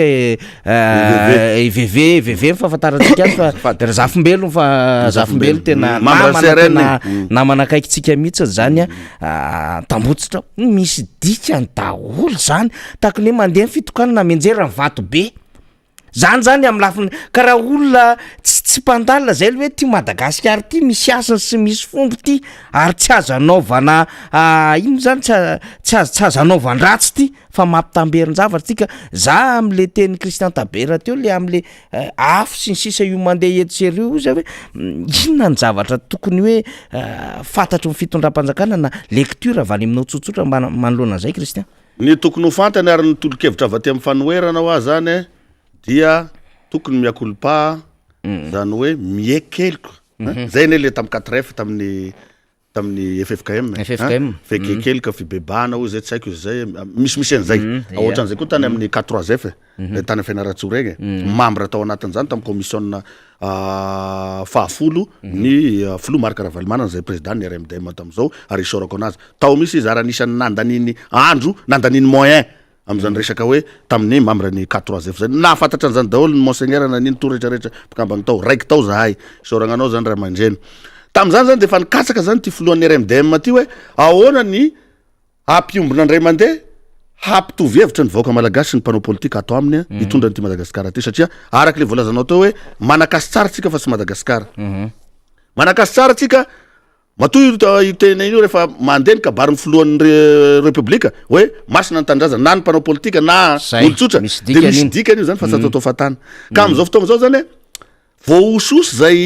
asin'ny Madagasikara sy ny vahoaka manakasy tsara ato zay de araky ny teneninao teo hoe ategna ty sy mpandalina tantara loatra fa mba zanak'olobe avao koa ame tany misy ategna agny dia nampianarina an'izay hoe rehefa misy haitragno goavambe lozagny goavambe ohatran'izao de misy ny fombafomba mampanao alako ohatry mety mananjary teo 2 fois may tao misy tao de le député le izy moa le raha namana ray Norbert zany honorable Norbert no nanolotra fombafomba ao mazavaloha misy dikany aby zany satria isaky ny tanàgna isapoko misy fadifadiny eto Madagasikara izay ane le teneny koa hoe ny fitondram-panjakana raha ohatra ka mba manao zavatra tsy mety izy araky ny voalazany izoko be teo zany le mpanentagna niaraka teo zany dia tokony mba sy mamegnatra zany ny miverigna amina fanapakevitry na mba miakolpa mba mifona zany hoe satria heliky babona modirariny io tenin'ny malagasy fahiny io fa misy lanjany lehibe zany io zany tsika malagasy amty resaka fihavanagny ty tsika rery ny manana an'io mo fihavanagny io fa tompony fiatsaram-bale tsy magneran-tany de la France ny administration français fa sy ny vahoaka frantsay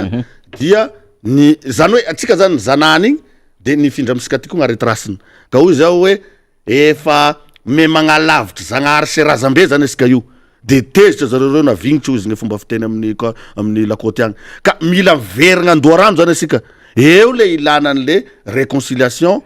et fondation de la nation zany mifandraika am'izay zany le lalam-panorenagny zay ataosika ka sy atonga zay olom-bo fideo hitondra ny tinositsika ty zao tadidio fa raha vogn'olo manao hoe zao na manombokany amin'ny fokotany izy jusqu'à faratampony de olo dictateur zay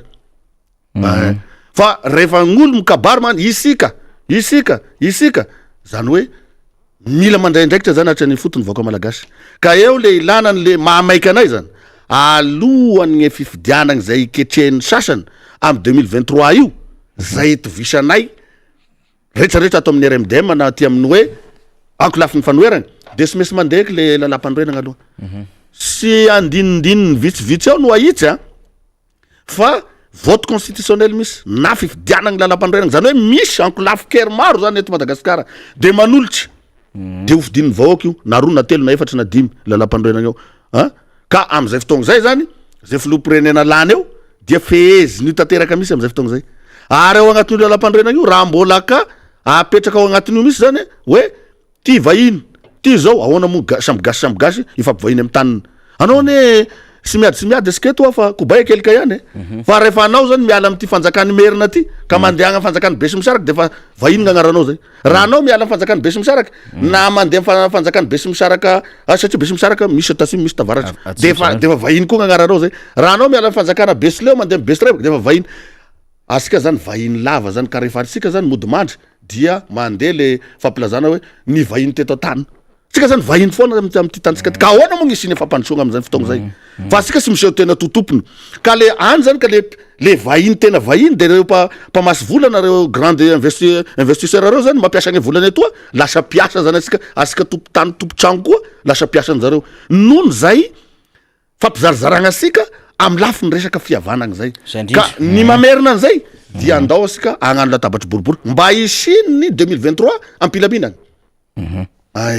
mba isiny le 2023 ampilaminagny ao satria eto zany sisy olo adala ka agneky le zavatra ho ataon'izao fitondram-panjakana zao fe zay avy efa nagnano doublon teo de mbola agnomagny quadruplon koa zay kosa aloha tsy mety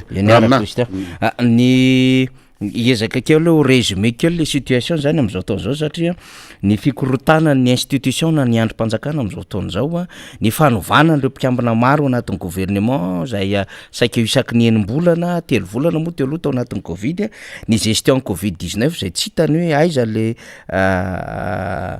lalan'ireny volo reny ny fahitantsika ny fahampotehany ny orinasa am-bahoaka am'izao fotaona zao ny jirama ny hermade ny secret na ny Kroma sy ny sisa ny arere be da be am'izao fotoana zao mbola tsy voalohan'ny fitondram-panjakana na ny karama na ho an'ny reto niatrika ny covid reto na paramedy ny mpitsabo sy ny sisa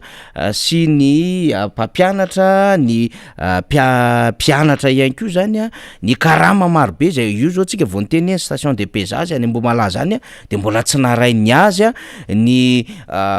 endriky ny fiarahamonina tena hoe lasa le fitsaram-bahoaka efa mahazo vaka sy betsaka ny zava-misy am'izao fotoana zao ary ny skandale ao anatin'ny fitondram-panjakana saiko isan'andro akoatran'ilay ozy izy ianao misy ny non-dit politique zay tsy resahantsika eto koa satria tsika de manana source d'information tsika amin'ny niveau samihafa misy atsika de hoe tena fotoana ve zao Kristiano andaminana firenena ao anatin'ny ty fampihavanam-pirenena ty fotoana zao raha ohatra ka vonona ny fitondram-panjakana fa raha sy vonona ny fitondram-panjakana de sy maintsy miady eky vao miavagna tonga de zay zany tonga de isiketo iasy de mahay mesara vela sy satria matetiky olo efa mifandony de fantatsy zany ny puissance am'izay da mety ho avy am'izay ve sagnatria zay vao mody iavagna eto asika sy sara zany zay andrio matofoloa asika zay mba nifakafaka fantatry tegna avao asika ary anao zay mba hitako hoe olo mba mihaino resak'olo ihany fa sy fantako hoe rehefa lasa filohan'ny repoblika ve zany de tsy haino resak'olo tsony filohan'ny repoblika zany mandalo 5 ans rabe indrindra raha tozy anao zany fa fahitako an'izy ty itigny farany na bonane farany ho ataony mba sy lazako hoe atoato misy zavatra anao dibe da be araky le voalazanao fa aza tantena ho teny an'izay eto ka hoy zao hoe am'izao fotoagna zao zany hoy izy anao hoe fotoana ny ve ozy zao anao isiny latabatra boribory afaty aminay CRN zany na hoe komity ny fampihavanam-pirenena efa ela zay nidradradradrany io nangataka an'io natany am'le avoakaikikaiky fotsiny tany amin'ny élection tamy 2013 ara tamy defa niteny zay hoe andao aloha sika agnano an'izay koa raha zay fiaonam-be-pirenena zay aloha dia igny moa zany ny refusevany communauté internationale igny satria efa maika loatra izy tametraky gn'olo eo amin'ty fametrahan'olo ty koa rehefa tafapetraka sara io resaka réconciliation nationale io zany ino moa ty fampihavanam-pirenena eo koa zany le tsy azon'olo de ny mpanao politika koa magnarara ohatran'izay sy fahazahoan'olo anazy zay dia manao diversion maro samihafa ny fampihavanam-pirenena aloha amy lafiny toe-karena décentralisé voaloha zany io resaka arabola io zaray mitovy vola aleo tonga de atao fanazavana sosotra izy azahoagna anazy zaray mitovy isaparitry io vola io azonao de am'izay samy migeregna anazy anjara ny fanjakana fohy be fotsiny hoe manao tsidipatra ahoana ny anao ato zay azonao de eo amy resaka fampianarana tsy mitovy mibazy ny niveaun'ny ankizy eto raha ohatra anao bachelet ka any ampania anao zany zaza afaky baka mety 7-8 de moyenne na afaka anao tagna fa raha anao Antananarivo aty mety hoe 10 anao vao afanagna aty zay rehetrarehetra zay zany efa sy mampitovy zany zay eo zany ny sitomako ny saigny hoe rehefa gne zaza rô bachelet baza saigny karazana barage indray na hoe tambana indray hoe mbola anao examen indray izy zay vao tafiditra agny amin'ny université zany io zany tokony hovagny io système io zany ary ao anatin'ny éducation nationale sika zany de tokony ho ampidirigna ao zany amin'ny programme fampianarana hoe ho fanabeazana olo-pirenena vanina ka hitondra firenena any aorinany asiana matière an'izay misy zany io azonao satria le fanabeazana olo-pirenena vanina mihitsy esy misy fa simba zany fampianara sika am'izao satria asika tadidio fa ny empamasy vola dia sy ataony zay ampahay anao fa zay abado anao afany manjanaka anao ara-toe-karena foana no ataony ko ho bokany atrosy etosika jusqu'à mezafisika jusqu'à sika maty da bokany atrosy avao taranakisika ka za zany eto magnentagny ao agnatin'izay réconciliation nationale zay zany ny Chine hoe inona marina moa le indépendance tamin'ny année 60 zay nazosika falevategna zany tamin'ny première république est-ce que le royaume du Mer n'avait l'indépendant io est-ce que le royaume du Béchimsharake de etc les indépendants misy débat misy zany io contradictoire na débat misokatry amsika samby asika gasy eky aloha y compris zany le mpanjanaka ila France zany le mpamasy vola reo ka io zany sy mila fotoagna lava io fa ao agnatin'ny herignandro da vita na saiko firy andro vitaneo rehefa misy le volonté politique fa le volonté politique rehefa anao sa agnaty fitondrana de ilainao le fampihavanam-pirenena ny aty antanio Christian marina fa niaraka amin'ny président Jafy Albert tsika nandritra ny fotoana maro ary nivolavolaina ao anatin'izay fitiavan-tanindrazana zay fa ianao zany zay tena ny dadanao zany Taberandriamanatsoa zay tena teo akaiky ny président saikeo isan'andro mihitsy ary vatona amelakavatra am'izao situation zao ve raha mbola velona teo président Jafy mety nanaiky an'izao hitanao ihany anao le da raha magnotany raha anao koa anao zany fantatrao karakteran'ny rangaha igny na roa na telo izy nanigny tena i Jesosy Kristy misy miteny na roa na telo izy olona miainao de sambatra eo zay ary sambatra firenegny fa gnany président zafy efa hainao ne na roa na telo anao avy eo de fa izy eo hitanao ngamba regny esikesika teto Antananarivo sy ny tariny regny zay gnany président zafy ary tsy nagneky surtout i premier ministre io zafy ny président zafy manko satria i ababen'io premier ministre amizao pralamy président zafy ary igny vata mangasika ny président zafy igny tandragnony ababeny i premier ministre tsay Christian misy tabetseky fantany zany hoe ohatrany veko hoekeny président zafy tsy ne hitanao izy jusqu'izy lasa ankoatra igny ary afatry ny tamigne mpikambagnisika CRN zany aza lazaina ho izy fanody mandry ao rasy vitanareo fampiavana-pirenena igny aza lazaigny mody mandry koa ho izy ny président Mojajon rasy mipetraka eto rafitra fédéral mifanohy mako de eo amizay ho izy ny kitana telo hoe i président Razana Bahiny docteur Razana Bahiny Marzama Jérôme vonjy ray tsy mivako izy regny tanjony regny lidera politique sika taloha regny zany da tena tagnasoany ty tandrazasika ty fa ao agnatinatin'izay zany oagne misy safelika politique satria anao raha vao andeha anao zany ka tena anao zavatra tena hoe sincère na hoe madio mandeha am'izay mahisy de misy foana le tia raha regny mamingana anao de izay zavatra zay zany hoy zanao hoe fotoana ave zao tena fotognany zany zao isiany ny ilamingany aorina zany todinany ny vita taloha de jerena ny zava-misy amizao ny atmosphère amizao hitanao hoe tsy mbola nisy fanjakana ka may ary may asy may mbola hitanao may zany may ao agnatin'ny gn'afo zany firenegny sika amizao ka e problème amin'io odoran'le vahoaka malagasy le fitondram-panjakana odoran'io zany hidina andalambe izy ary zay zavatra raha vao tara zany gne réflexe ny fitondram-panjakana ampianso gny velona rehetra sy voatery RMDM io fa gny velona rehetra zany azonao dia miresaky de mandamigna an'io ao agnatin'ny fampiavanagna sisy fiasaram-bela sy dia de ozy ny sasany hoe io ndray nareo fa tsy lana de hitady toerana anao an'io transition io sy mampagnina miditra am'zany teteza mita zany raha ohatra ka mbola marara e firenegny agnarenagna anazy tame nataony sasany anazy na mbany sasany anazy mesara vela sy fatarany atsika fa le baolina sy tafavoaka hoe miresaka anao teo hoe karama ny arere nohatran'izao hitodika ampiasam-panjakana ho avy zao ny imposiny doana raha mivaovaovao raiky zao hetsika koa reo am'le resaka hoe privatisation sy sisa mandaty efa mihetsika daholo ny domaine rehetrarehetra donc zany sisy ady hevitra ny Chine ny fifampiresahana fa sy mesy miditra amin'io efa zakagna na tiany na sy tiany fa sy tavandra tereny vazaha koa raha antsika tompoko hoe zay vao mody miresaka na mody mifankaty eo fa hitanao nge izy tany amin'ny Nations Unies regny mazava ny démocrate Biden démontré vao aminay izy fa misy ny démocratie ao aminao ao de zay ne mody nanokafana kely an'le ady hevitra ao tamin'ny sokasoka kely voilà le de mody mampiakatra ny TRMDM mandray moa zany manao sali manao kokoa am'reny namana reny azonao efa regny iverind-dalagna amitsika ty any regny satria rehefa magnano politique anao namana fanira rehefa gauche anao de gauche rehefa droite anao de droite zay zany amy tany rehetra mandroso no même na sy mandroso ka eto zany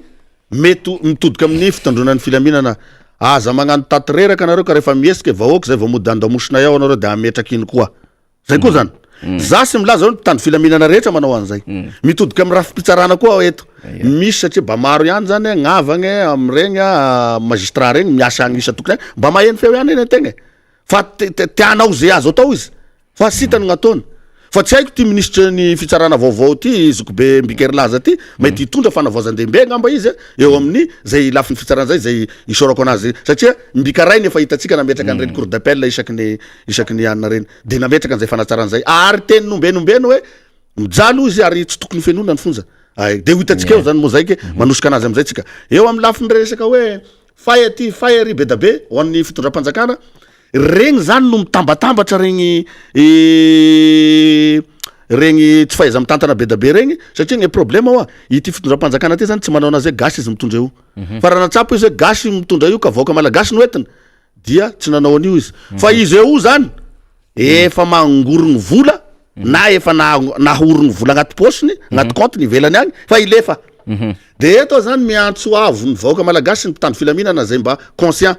akataka ny tany Guinée tsy misy tokony mpitondra fanjakana ntsony eto mahazo mitsoka fa alohatsika resaka eto na ministra izy na iza izy ato anatin'ny vala betsika anatin'ny ty nosy tsara nomeny nomeny zagnahary asika tysika zany mamaha olagna fa io mandeha mitsoka io de agny izy de magnadala olo ivelany agny izy rehefa aveo na avy izy de miveriny koa regny zany tsy mety aminay CRN zany ka mba sapisany zay fagnotokotagny zay zany ifampitadiavagna eto ka ny arena zay naoronao nitadiavinao nandritry ny fotoana maro dorany sa efa nisy teto aby ane zany efa nisy tsara ve raha avy amizay tsika za minao zany fa raha ny frustration misy any amin'ny fokotany ambany ravikazo rehetrarehetra agny de tena hoe tsy hitanay ngano misy an'la efa misimisy zany tsy hitanay ngano misy an'la zay zavatra tsy hitanay ngano misy an'la zay na hoe tsy mifandevy maty raha olo atany veto mako miteny an'zany hoe tsy mifandevy maty zany efa avy ame tension lavitry be zany ka eto zany dia ao anatin'ny fampihavanam-pirenena io zany dia raha ohatra moa ka mbola marisarisa ny fitondram-panjakana iandry zavatra mipoka izy voamody anao an'io de agnatin'ny conseil des ministres raha vao le foano zany le décret na le ordonnance moa zany tena marimarina kokoa tamin'ny 73 014 zay mifehny budget communal zany sy ny 73 015 zay zay mifehny budget provincial zay nataony général Ramanasoa tamin'ny tetezamita tamizay mba isiny reny moyen regny miainga avy fotony efa pandrosoana fa se vavasika ny amizaka satria tany arano mafana izy maly saiko nao maly nao vinigny de ny kabaro izy ho ataotsika karazana hoe commune pilote moa zany ve sa tsy haiko fa zay vola azo eto rano mafana izy de zany sy vavy amy tena zany monsieur le président fa texte zany texte zany azo ka izay ane le tolokevitra efa miagnatra amizay ao ka le vola miditra amregny commune na fokotany regny no raha tadidiko tamy transition regny 100 milliards d'ariary ny budget présidentiel tamregny de nanohitry baigny raha atao calcul amin'io izy tokony managna 500 millions de francs ary managna 5 milliards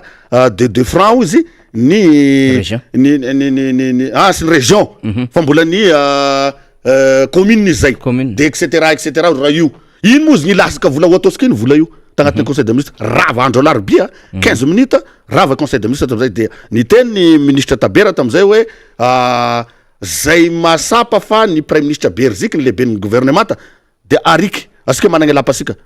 fa zay sy masapa da io izy ny zara roa zany le membre ny gouvernementa tamizay satria ministre ny finance moa zay tamizay ny président régional Mapiana amin'io lafiny vola io ihany io zany magnamafy ao na asika asianao oza baba raiky fa tsy mitovigna zara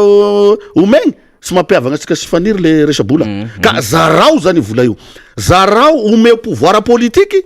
gnagny fotony zany azonao ome pouvoir politique zany ome anazy ny fahefana ara-politique afany manapa-kevitra mifampandrosoana zay misy aminazy zay ane le décentralisation tadiavigny io efa saiko moa adjectif qualificatif ve le hoe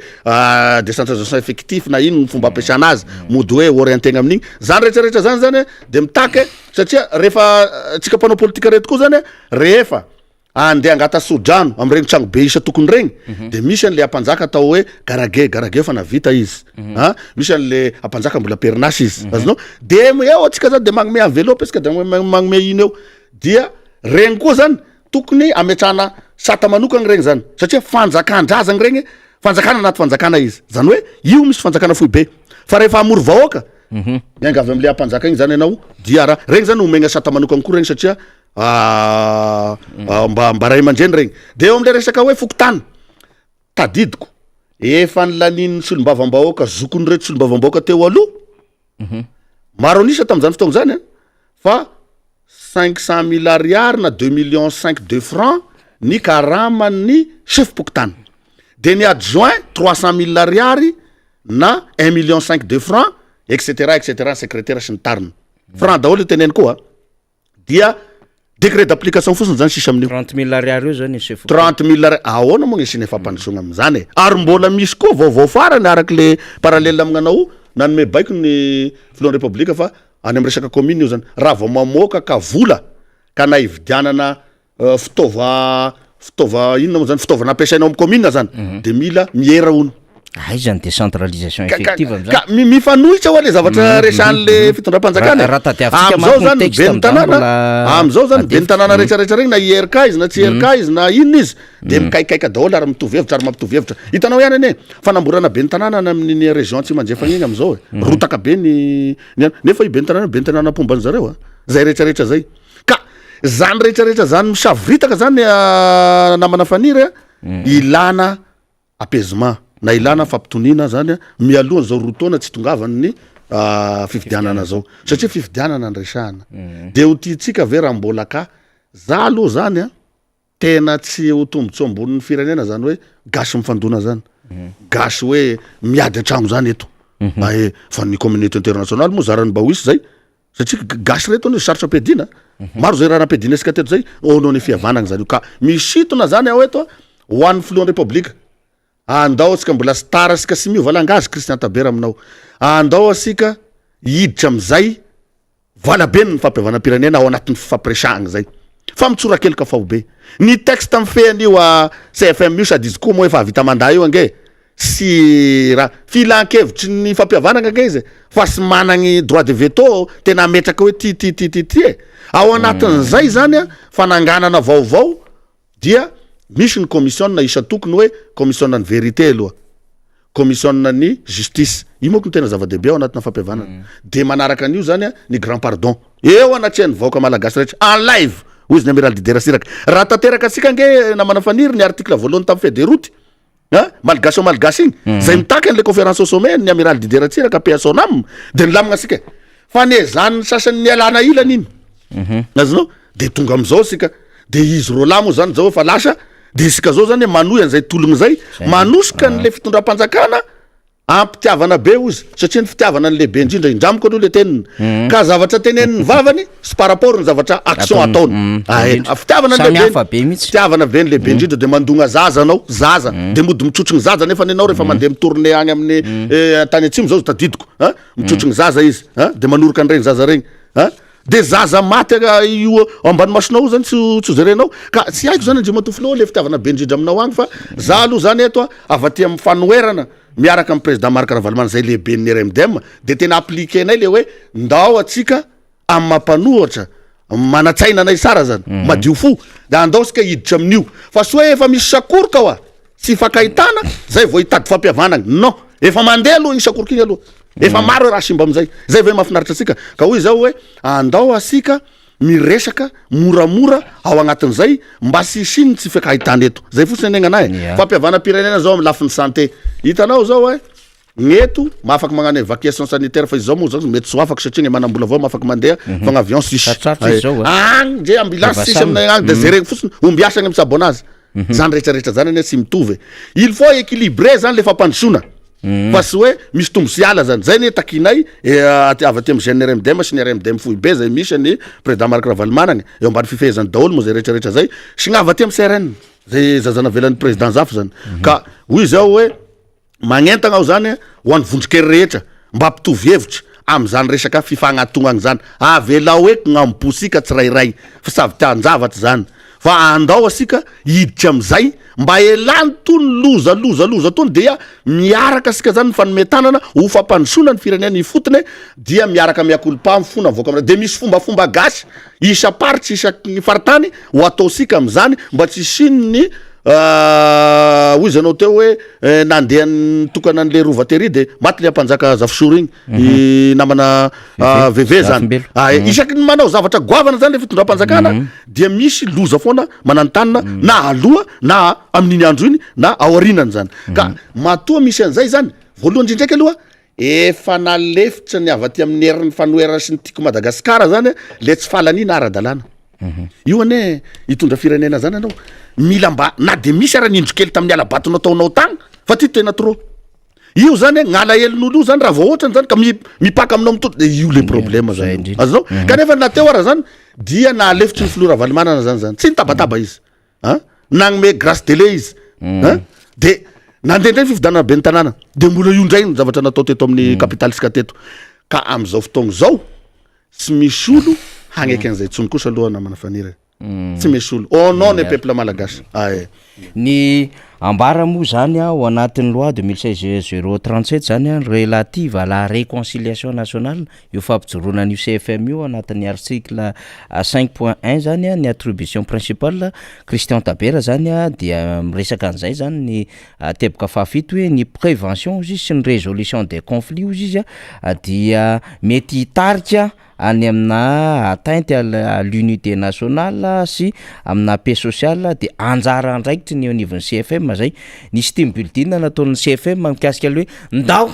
hodiniana meloa mipaikady apetraka fa sao de ho raharaha be ty 2023 ty de io ianao zany zao manamihafa an'le izy hoe misy le andraikitsy le CFM fa le izy ko moa tsy mahavita le andraiky misy ange le CFM satria mbola voalokaloka daholo le olona sy le fanapahan-kevitra le izy de tsy mahavita an'le mission ara-dalàna zany le CFM fa eto moa zany misadressena an'le hoe tena asivo adihevitra ty resaky ty satria raha zao zavatra ao no tonga le izy ania Christian de zao hoe tsy ny mpanohatra anie no manana frustration eo koa ny vahoaka fa le mpanohana amin'ny fitondrana ny frustration sur frustration tsy fakahitanao reo zay tsy nahazo seza reo zay voaroka reo zay ngadraina reo zay lasa nanohana anazy tamin'ny 2019 de manohatra azy de lasa nivelany de manao Facebook am'izao fotoana zao de reo zay nesorina tamin'ny asany de reo zay azo lazaina hoe zany tena namoronana dossier izy sam'izy amina skandala sy sisa ny akoatriny hoe tsy nahazo seza frustration tsy fakahitanao ao anatin'ireo fanohanana fitondrana io hitantsika tamin'ny herinandro ina tenen'le lehibe ny antoko avy ao no sisy mitavozaoza fiasa le fitondram-panjakana resaka kely le ray aman-dreny rehefa avy eo arisoragna anazy amaraparantsika Christin Vatairo ara de raisiko am'le teninao farany teo ny fitavozan'ny fitondram-panjakana ao zany fandraisana andraikitra de lasa mikorosofahana ny anaty kady ny firenena ho izy tany ambositra zany fa za koa ny masamy teny koa zany fa ny fisian'ny olobe ohatrany regny nandritry ny régime teto Madagasikara de misavoritaka ny fitondragna raha raha-pirenegna izy koa zany tokony ao anatin'ny réconciliation nationale koa zany le ray aman-drentsika igny hokabaroigny agnatiny ao satria misy fay be da be koa na tonga zao firenena zao avy aminy to de sako miteny zany raha tezitra izy na magnano izy iaho eto magnitsy satria zanadrazagna ao sady zanak'olobe am'ty Madagasikara ty mahafantatry ny raha rehetrarehetra raisiko ohatry fosiny tamin'io resaka fananam-panjakana io ny mpiasa-panjakana taloha na même na mpampianatra na même ino anao nipetraka tamin'ny tragno-panjakana moins de dépense raha panjakana rehetra privatisation sy ny tariny sy ny rehetrarehetra nisy dia tagnany zany olo zany ane teo eto zany raha ohatra ka ianao zany miseho manome lesona olo tsy mety zany zay avy aty amin'ny RMDM zany de tsy mpanome lesona zay fa miteny ny zava-misy iainany vahoaka am'izao fotsiny fa isoragna anazy avao moa zany eto zany de misaotra ny président national ny avy ray aman-dreny adzay koa izy ary zao hoe sy olo mitoeriko na olo ny critiquer avako eto nampianaragna an'izany eo fa tena zafin'igny rangaha igny tokoatra tegna satao mamegnaty zany elagna ny fanarisaragna aminazy fa izy koa zany anisany le problème an'ity firenena ty tena sako miteny an'izany inona ny maha-problème azy nandeha regny accord politique misy memiziny tao laza io hoetiny proof ity proof ty wa tokony hoe latsika ty fa rehefa fantatra fa zao ty de fa nandeha ny pacte de responsabilité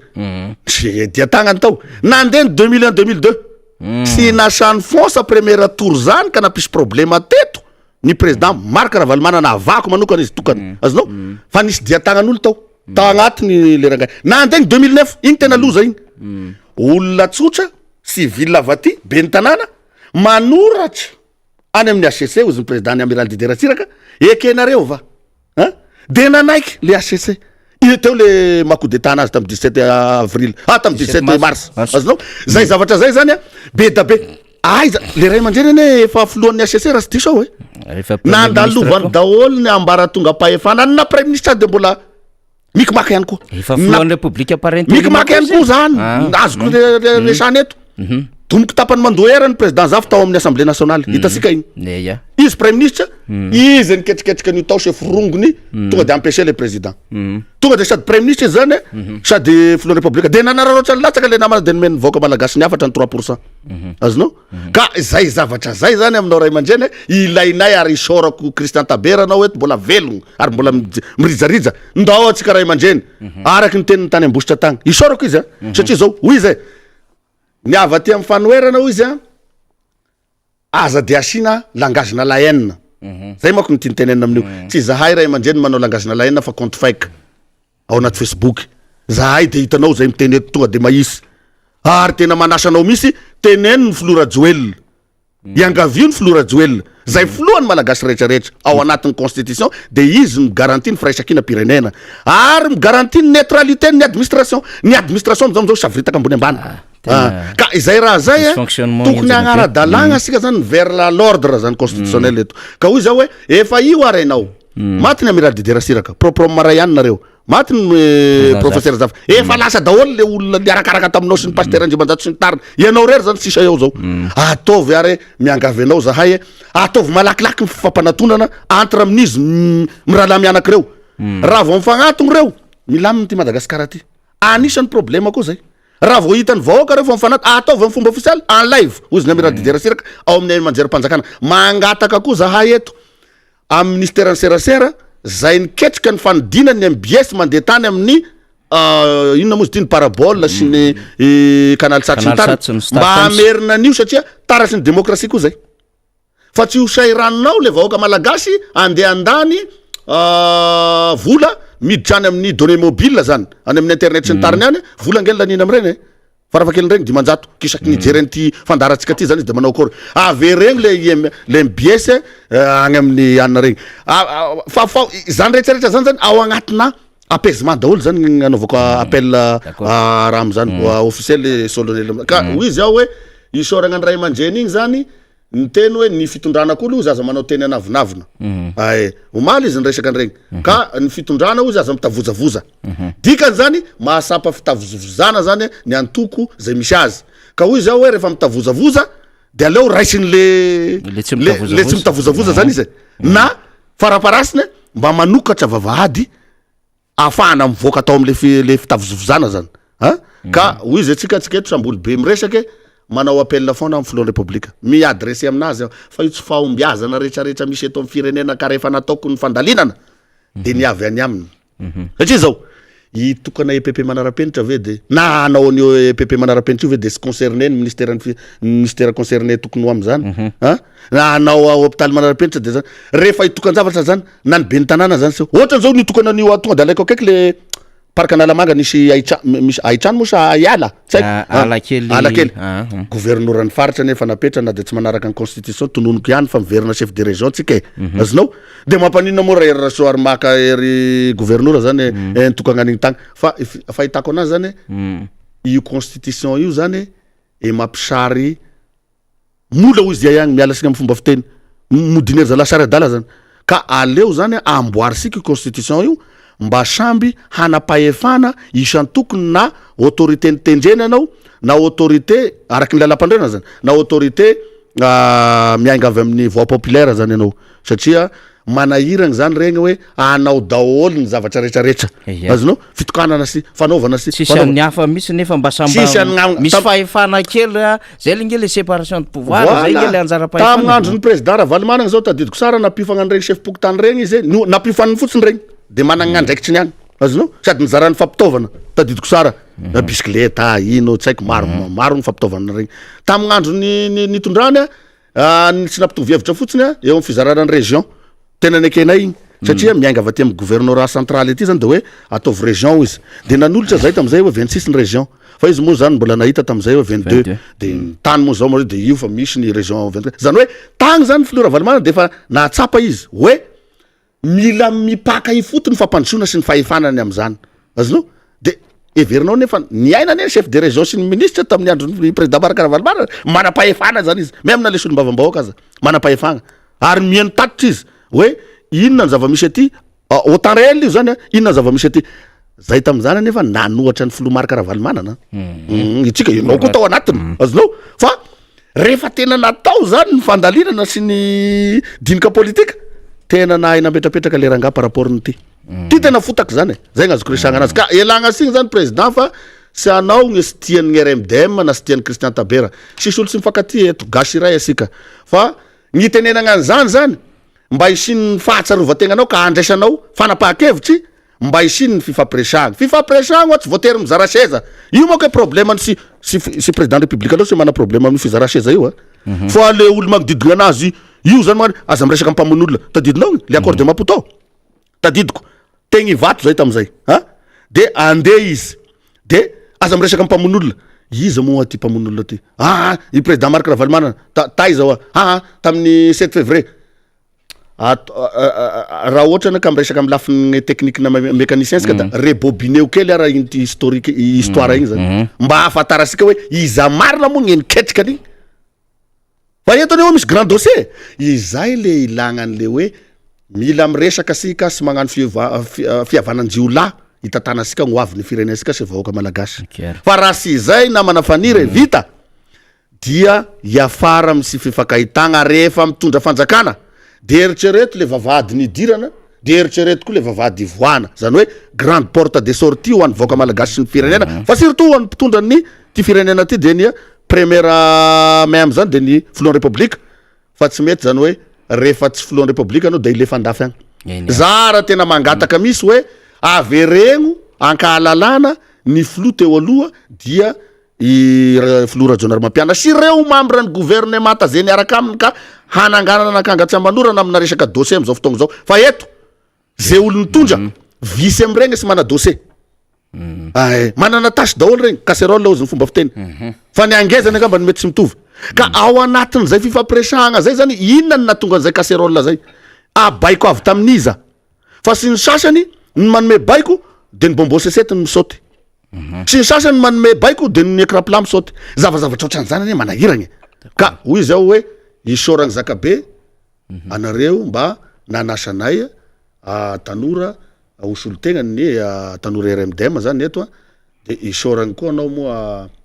namana faniry isoragny ny lafiny teknika atao mba napita ny feo sary tagny amin'ny rehetrarehetra tagny de manao kopakopa tagny amsika vahoaka malagasy na sy malagasy zay magnaraka aty satria misy ihany koa ny vazaha magnaraka an'izy io ka anaovana kopakopa tagnany zany magneragna zao tontolo zao surtout eto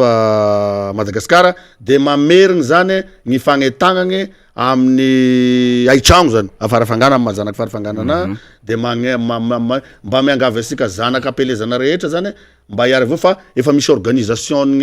ny asika zany agny mivorivory agny reo dia mifampicontacte eo faran'izay aingana asika mba izereva asika n'io tanagna asika moa ve avita ino fa vonikava mahatratra zay zany de mba isiny ny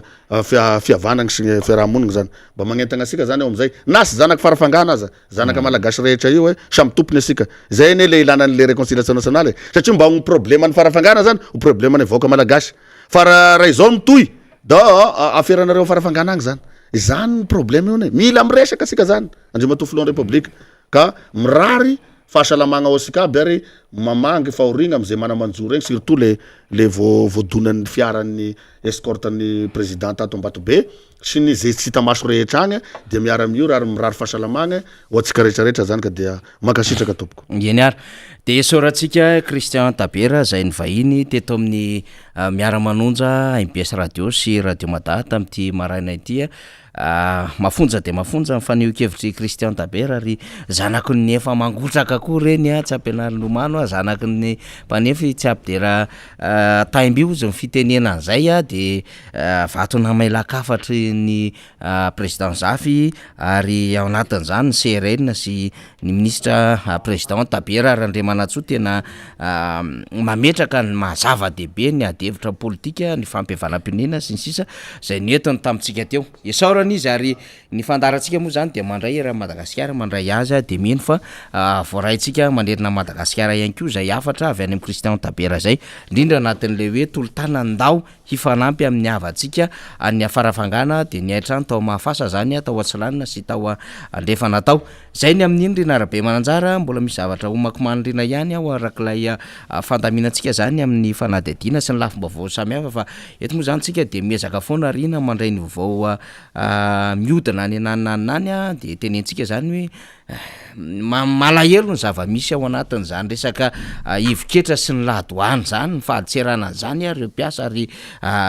mifamorivory mijery ny amin'ny zavatra tokony atao satria dia mandeha be ny adevitra am'izao fotoana zao ny mety hanaovana privatisation na ampidirana zay orinasa tsy miankina zay zany amin'ny andraikitra izy ireo ao anatin'ity tahirim-bola resaka vola ity zany tsika efa nisy fotoana ny tantaran'izay inona ny atao hoe andraikitra regaliana zany zay noazavaitsika fa ny resaka fitsarana ny resaka tafika ny resaka diplomasia ny resaka raharam-bola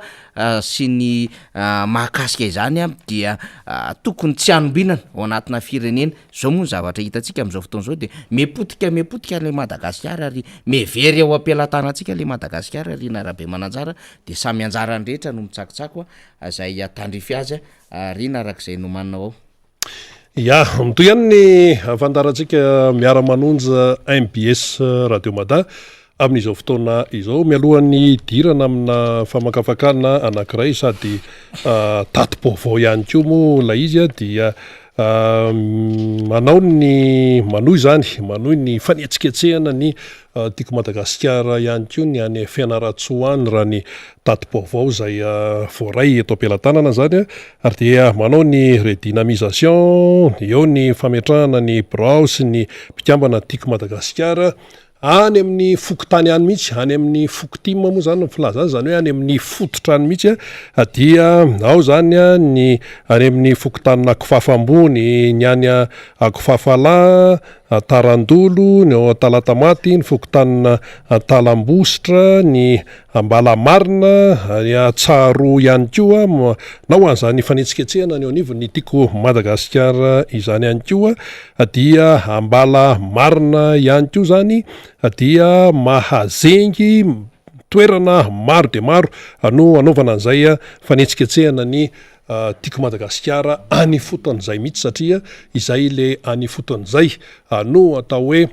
mitondra mampiainga ihany koa zany ny momban'ny tiako Madagasikara, ny tiako Madagasikara zay fantatsika fa atoko manana mahizy azy, atoko manaraka disiplinina, antoko manana fodi-kevitra, antoko izay voasedra ary antoko afaka miatrika tsara ny fiainam-pirenena any amin'ny fanoherana no misy ny tiako Madagasikara amin'izao fotoana izao. Rariny sy hitsiny tokoa zany satria tsy afaka jerena fotsiny ny atao hoe zavatra tsy mety eto amin'ity firenena ity.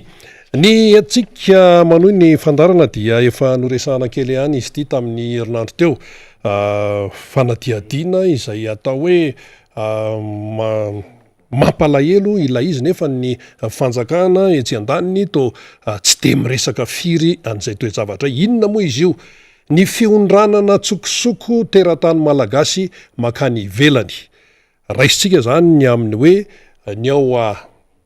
Ambanja sy eo Anosy be zany de misy fiondranana tsokosoko foana matetika makany Mayotte. Maninona moa ny makany Mayotte? Mayotte zany fantatsika tsara fa departemanta frantsay izy departemanta fa raika am'zato amin'izany atao hoe firenena frantsay izany. Dia mazava loatra fa dia ao anatin'ny firenena frantsay i Mayotte. De mieritreritra le malagasy hoe any Mayotte zany de fa namany hoe any Frantsa, de mieritreritra ny amin'ny hoe any angamba no mahita fiainana tsaratsara kokoa. Raha ny tamin'ity volana ity zany zao dia nisy olona teo amin'ny 970 no niondrana tsokosokona akany, lehilahy 420, vehivavy 820, ankizy 10. Ary izy ireo zany dia tratra tany amin'ny morontsiraky Ambanja tao be manefiky andrefana saika iondrana tsokosoko ho an'ny Mayotte andebotry ary de tratra ny zandary tany atoerana. Le olona mpiondrana tsokosoko ireo zany ireo teratany malagasy na vao miala eto Madagasikara izy miala ao Ambanja na miala ao Anosy be satria ireo ny toerana matetika fiaingana, na izy miala ao no tratra na efa tonga any amin'ny morontsiraky Mayotte no tratra ireo olon'ireo. De avy eo zany moa de hoe notazonina nanaovana fanadiadiana ka tamin'ny alalan'izany famakafakana sy fakanambavana zany no nahalalana fa de hoe iondrana ho an'ny Mayotte izy ireo de notazonina ihany koa zany ireo ekipazy. De akoatran'izay de nahitana carburant teo amin'ny 20 litatra tao anatin'ilay botry ary dia misy koa ny antsoina hoe moteur hors-bord anankitelo de nisy vola tany amin'ny 520 tapitrisa ariary na 75 millions de francs zany dia nisy koa olona hafa voasambotra izay voasaringotra tamin'ity raharaha ity. Ny fanamariana tsara omena de ny hoe tsy voazao no misy ny antsoina hoe migration clandestine makany Mayotte ary efa nandritra ny fotoana maro izy io. Omentsika eo ny tranga tany aloha tany ahitantsika hoe aive misy zany rehetrarehetra izany. Fanontaniana de hoe fa maninona no misy malagasy manao viverin'ny ainy mandeha tsokosoko makany Mayotte? Reo olondreo zany tsisy taratasy, tsisy ninona mihitsy fa de hoe mandeha tsokosoko fotsiny zany izy ireo ary io zany tsy hoe tongatonga ho azy fa efa misy réseau na hoe tambajotra mipetrapetraka mihitsy izay afahandreo olondreo zany mandeha atsokosoko ao anatin'izay rehetrarehetra zay ny tianambara aloha de ny hoe rehefa mitrango zany zavatra zany de ny firenena malagasy aloha no afa-baraka manoloana an'izay satria ny tera-taninao eto Madagasikara de efa tena hoe matoa izy mandeha atsokosoko manao viveriny ainy miondrana makany amin'ny firenen-kafa any ivelany de efa tena hoe mamofo izy zany efa tsy hitantsony zany zay atao amin'ilay zavatra iainana eto Madagasikara ady fidiram-bola tsy araky ny tokony izy ny fandrem-pahalemana tsy araky ny tokony ho izy ny fiainana tsy arak'izay hoe atenaina ny rano tsy misy ny lalana ratsy ny fiarikarena mitotongana na andrenivohatra io na any ambanivohatra io de miasa am'izay raha ny sain'le olona de hoe raha mbola te iaina ihany alao mialeto fa alao miondrana mankany amin'ny firenen-kafa na de fantatr' zao raha fa hoe tsy ara-dalàna ilay izy any amin'ny tamiato tompoko no misy ny hoe miondrana mankany amin'ny firenen-kafa hitantsika zao ny hoe amin'ny hoe mandeha amin'iny aty amin'ny faritra avaratry Afrika iny de miditra mankany Italia satria akaiky kely lay continent ny Eropa zany raha miala amin'iny Maghreb iny dia mitsasa mitsofoka tsokosoko mankany Italia mankany Frantsa de gidragidra be ao amin'ny samy firenena Europeana hoe ahoana n'izay foana ny mandray an'ireny olon'ireny ahoana ny sisisisisy miditra ihany keo ny resaka zon'olombelona de misy ny Syriana misy ny Irakiana misy ny Libiana noho ny toetra raha ao amin'ny firenena dia mandositra mankany amin'ny firenen-kafa izy fa eto amintsika tsisy an'izany fa noho ny ilay resaka fahantrana dia mamoy fo ilay malagasy de eo indray zany zao misy miteny hoe iza ny tompona andraikitra am'izany sy ny sisa marina fa hoe tsy ara-dalàna le olona miondrana tsokosoko mankany amin'ny firenен-kafa fa ny mahatonga ny fahantrana eto amin'ny firenena ihany keo dia mila mieritreritra ao anatin'izay ary tsy afaka hoe tsotsotra ny ananinany fotsiny tsy miditra am'izany zay le izy efa misy ary ny fahantrana zany no mahatonga n'lay terata malagasy miondrana tsokosoko makany ivelany zavatra mampalahelo de mampalahelo ny momba an'izay toejavatra izay ka raha iverenana kely zany amin'ny hoe tsy voindrem-pandeha no misy io toejavatra io de tamin'ny volana novambra 2024 zao zany hoe heritaona ohatran'izao dia nisy ihany keo tranga ohatran'izay tratran'ny mpiambina sisy tany Maoré tany amin'ny morontsiraka Mayotte ny tera-tany malagasy eo amin'ny 7 miditra tsokosoko tao Mayotte tao de avy eo izy ireo zany natolotra amin'ny procureur tany Mayotte dia misy ekipazy 3 izay notazonina iny zany antsoina hoe détention préventif rehefa nataon'ny tompona andraikitra tany Mayotte zany ny fanadiadiana de fantatra fa misy tambajotra na réseau mpanondran'olona zay le teny malagasy réseau zany hoe tambajotra mpanondran'olona zay eto Madagasikara makany Mayotte zany ka ao ambanja Sinosy be isika no iaingany izy ireo zany matetika ary dia 2 andro eo zany reny olon'ireny na izy mandeha botry na izy mandeha vedety 2 andro no eny ambony ranomasina eny mamakivaky 200 kilometatra tompoko zany hoe tena hoe ninona zavatra iseho de aleo mandeha fefa tena tsy afahana miaina ntsony eto Madagasikara dia akoatran'izay ihany koa rehefa mandeha zany reny olon'ireny mba tonga antsika heritreritra daholo zany rehetrarehetra zany tsy misy fiarovanaina tsisy an'ireny le gilet de sauvetage reny tsisy ninona fa de mandeha fotsiny amin'ny zao taorianan'izay zavatra zay zany raha tamin'ity novambra 2024 ity dia naveriny tany Mayotte eo aty Madagasikara ireo olon'ireo tena ampiasaina moa de hoe expulsé inona dikan'izany noroahana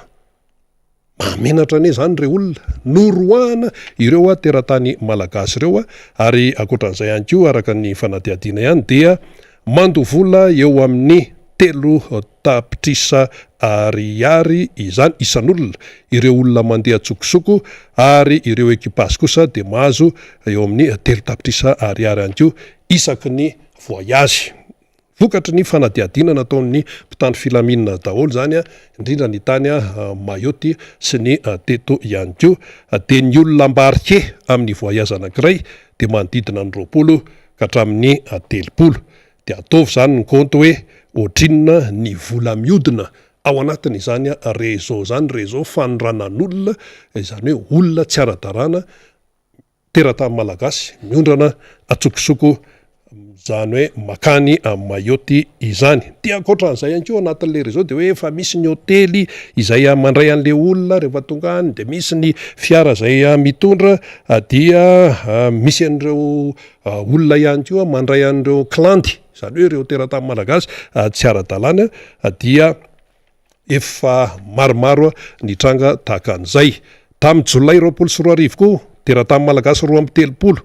migrant malagasy zany no tratra tamin'ny aogostra 24 teratany malagasy tratra fa izy ireo indray dia tratra tatia Madagasikara teo am-piaingana mihitsy ny Sandary teto Madagasikara no natratra azy ary io de nisan'ny namoakan'io ny gazety vahiny tamin'ny avrily 2022 de misy ihany koa izay migrant malagasy ihany koa tratra tao amin'ny torapasky Dapany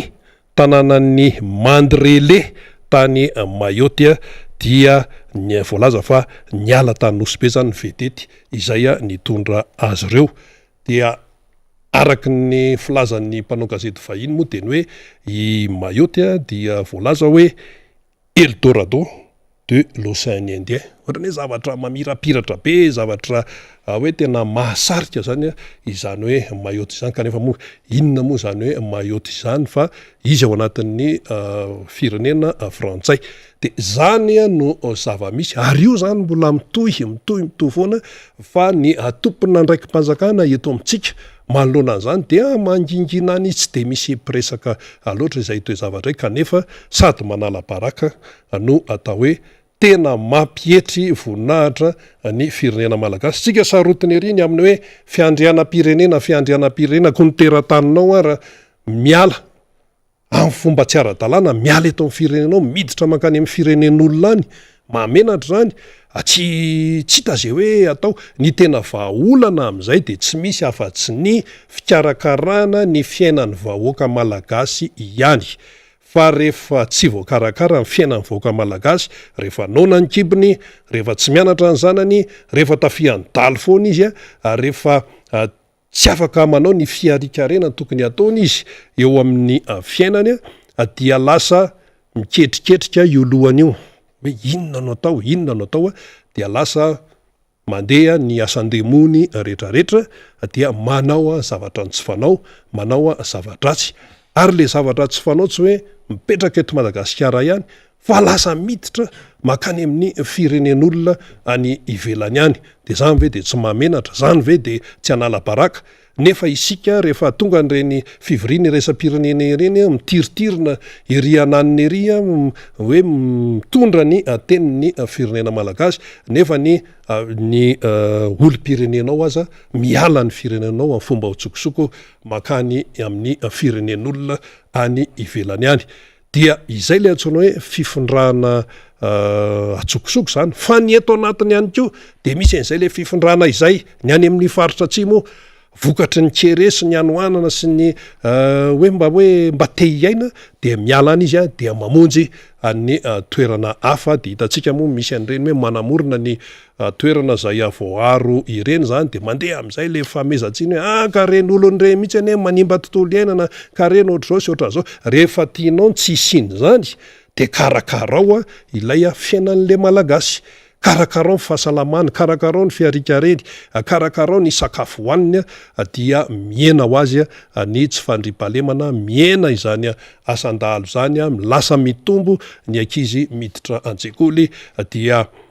tokony hoe miainga zany ilay fiainan'ny malagasy amin'ny akapobeny mihitsy io na misehatra iny io na misehatra iny ny resaka momba ny any amin'ny orinasa sy ny sisa any araka le velorano nataonareo tamin'ny propagandy ka nanentananareo ny olona androtsaka ny vatony ho anareo zany de izay le nitenenina tamin'ny omaly hoe rehefa mandrotsa batony le olona dia rehefa lany zany izay nandrotsahana le vato de ilay olom-pirenena nandrotsabato satria zava-dehibe iny dia miandry izy a ny tambony avy amin'ny ireo mpitondra fanjakana izay napetraka eo amin'le toerana. Io tsy hoe eto Madagasikara ihany a fa amin'ny firenena demokratika raha mbola manonona hoe mampanjaka ny demokrasia de tokony ho zay zany a no fipetrany fa ty demokrasia ty a tsy tokony tenitenenina fotsiny ka rehefa any amin'ny sehatra raisam-pirenena anao de miteny hoe zay manaja ny demokrasia. Manaja ny demokrasia amin'inona? Zao zany araka ny teneniny azoko be Christian Tabera teo hoe ilay fampevana pirenena tena izy zany ane zao tena teny malagasy mazava. Demokrasia zany raha teny vahiny zany no atao hoe no gasina fotsiny teny grika ny tena fototra zany fa isika manana n'la hoe fihavanana tsy fangaroantsika amin'izan'izy io fa ny malagasy ny manana an'izay fihavana an'izay ary na iza malagasy tongeto tompoko dia samy miaiky daholo fa manana tena maizy azy izay malagasy Madagasikara izay dia ity resaka fihavanana ity. Ny tenanay tamin'ny mbola kely de atao hoe nampianarin'ny masera no taizany ny masera tamin'ny fahakelezana nakaty amin'ny fahatanorana zany taty amin'ny nazahoana ny fanadinana BBC taty zany dia ny masera no nitaiza masera vahiny misy ihany koa moa ny masera malagasy izany ka dia izay navarina andreo vahiny hoe lay fihavanany malagasy io tena tsy itovizany amin'ny anivelany io. Takan'izany ihany koa ireo missionnaire tany Grande-Bretagne tany mbola tamin'ny andron'ny radama voalohany ary zany tonga teto napiditra ny civilisation napiditra ny fivavahana kristiana de gaga izy ireny satria ay le malagasy efa manana ny mampiavaka azy manana an'izay fihavana an'izay ka raha io zany io fihavanana io tena hoe tena kolona fa io koa mantsy tsy tenenina fotsiny fa mila kolona io. Mila kolona io ary mila ampiarina io fa tsy tenitenenina ambava fotsiny dia iverina fa tsy tokony ho zao zany ny toerana izay misy any Madagasikara amin'izao fotoana izao. Zay zany no atao hoe zavatra tsara noentina ihany aloha fa mba ahatonga antsika hoe ahalala ny zavatra zay mety tsy ho fantatra. Raha hoe ny amin'ny renivohitra man zany de hoe renivohitra de eo de mitady de mivoaka maraina dia mivoaka de mody ny hariva de ohatr'izay ihany foana isan'andro. Ny any ambanivohitra de mivoaka ny maraina dia eo ihany koa de hoe mody ny hariva fa any ananonany dia misy ny toe-javatra izay mety tsy fantatsika ka izay no andraikitry ny fandarana takanytony Miara Manonja tony mitondra n'izay zavatra hoe tsy feno eo amintsika malagasy izany. Raha ohatra ka somary averintsika ny tantaram-pifidianana de zao ny zavatra nisy rehefa miakatra ny voka-pifidianana avy any ambanivohitra dia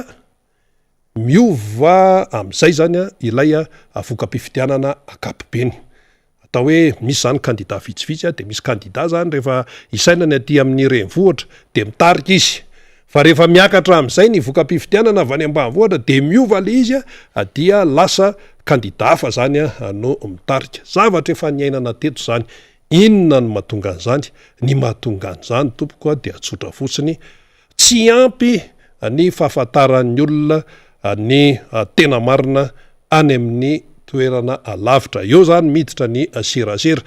ka ny sasany te hifehan'io serasera io amin'izao fotoana zao hatrany amin'ny resaka lavitra hatrary amin'ny anina rehetrarehetra ry idirana daholo idirana satria mieritreritra ny sasany hoe rehefa ho fehezana daholo ity rehetrarehetra tia dia ny anazy ihany no atosaka eo, ny anazy ihany no mena ny malagasy. Ny zavatra hita nefa amin'izao efa tena mamakafaka ny malagasy ary mandinika izy. Ohatra nanahoana ny fiainanay tamin'ny taona 2024 izay nanantena fivoarana sy fiovana mba ho amin'ny tsaratsara kokoa. Tonga ty amin'ny 2024 volana Oktobra isika amin'izao fotoana zao nanahoana le fiainanay ao an-tokantrano ny tsara sa ny nitotongana valiny nenitotongana nenitotongana satria le vola ariary efa tsisy valera de mazava loatra rehefa tsisy valera zany lay ariary dia misy fiatraikan'izay amin'ny vola ampiasaina isan'andro de reny mo fiteny foana hoe mitondra 4 alina ianao tsy feno akory ny arona sasehana 200 de mitondra 4 alina ianao de tsy feno akory ny arona sasehana 900 de ohatrohatr'izay foana zany le izy ka na inona toe-zavatra miseho raha mbola misy ko mifarany tsy overiny fanantenara ary matony ray aman-dreny président Marc Ravalomanana amin'ny teneny reny dia misy dikany fa tsy hoe tenitenenina fotsiny fa misy moa miezaka ny tsy mahatsapa fa neny sasany de hoe raha vao tonga eo amin'ny fitondrana de fa nikajy aloha mandeha meloha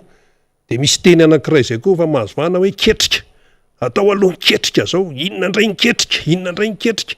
nefa ao anatin'izay rehetrarehetra zay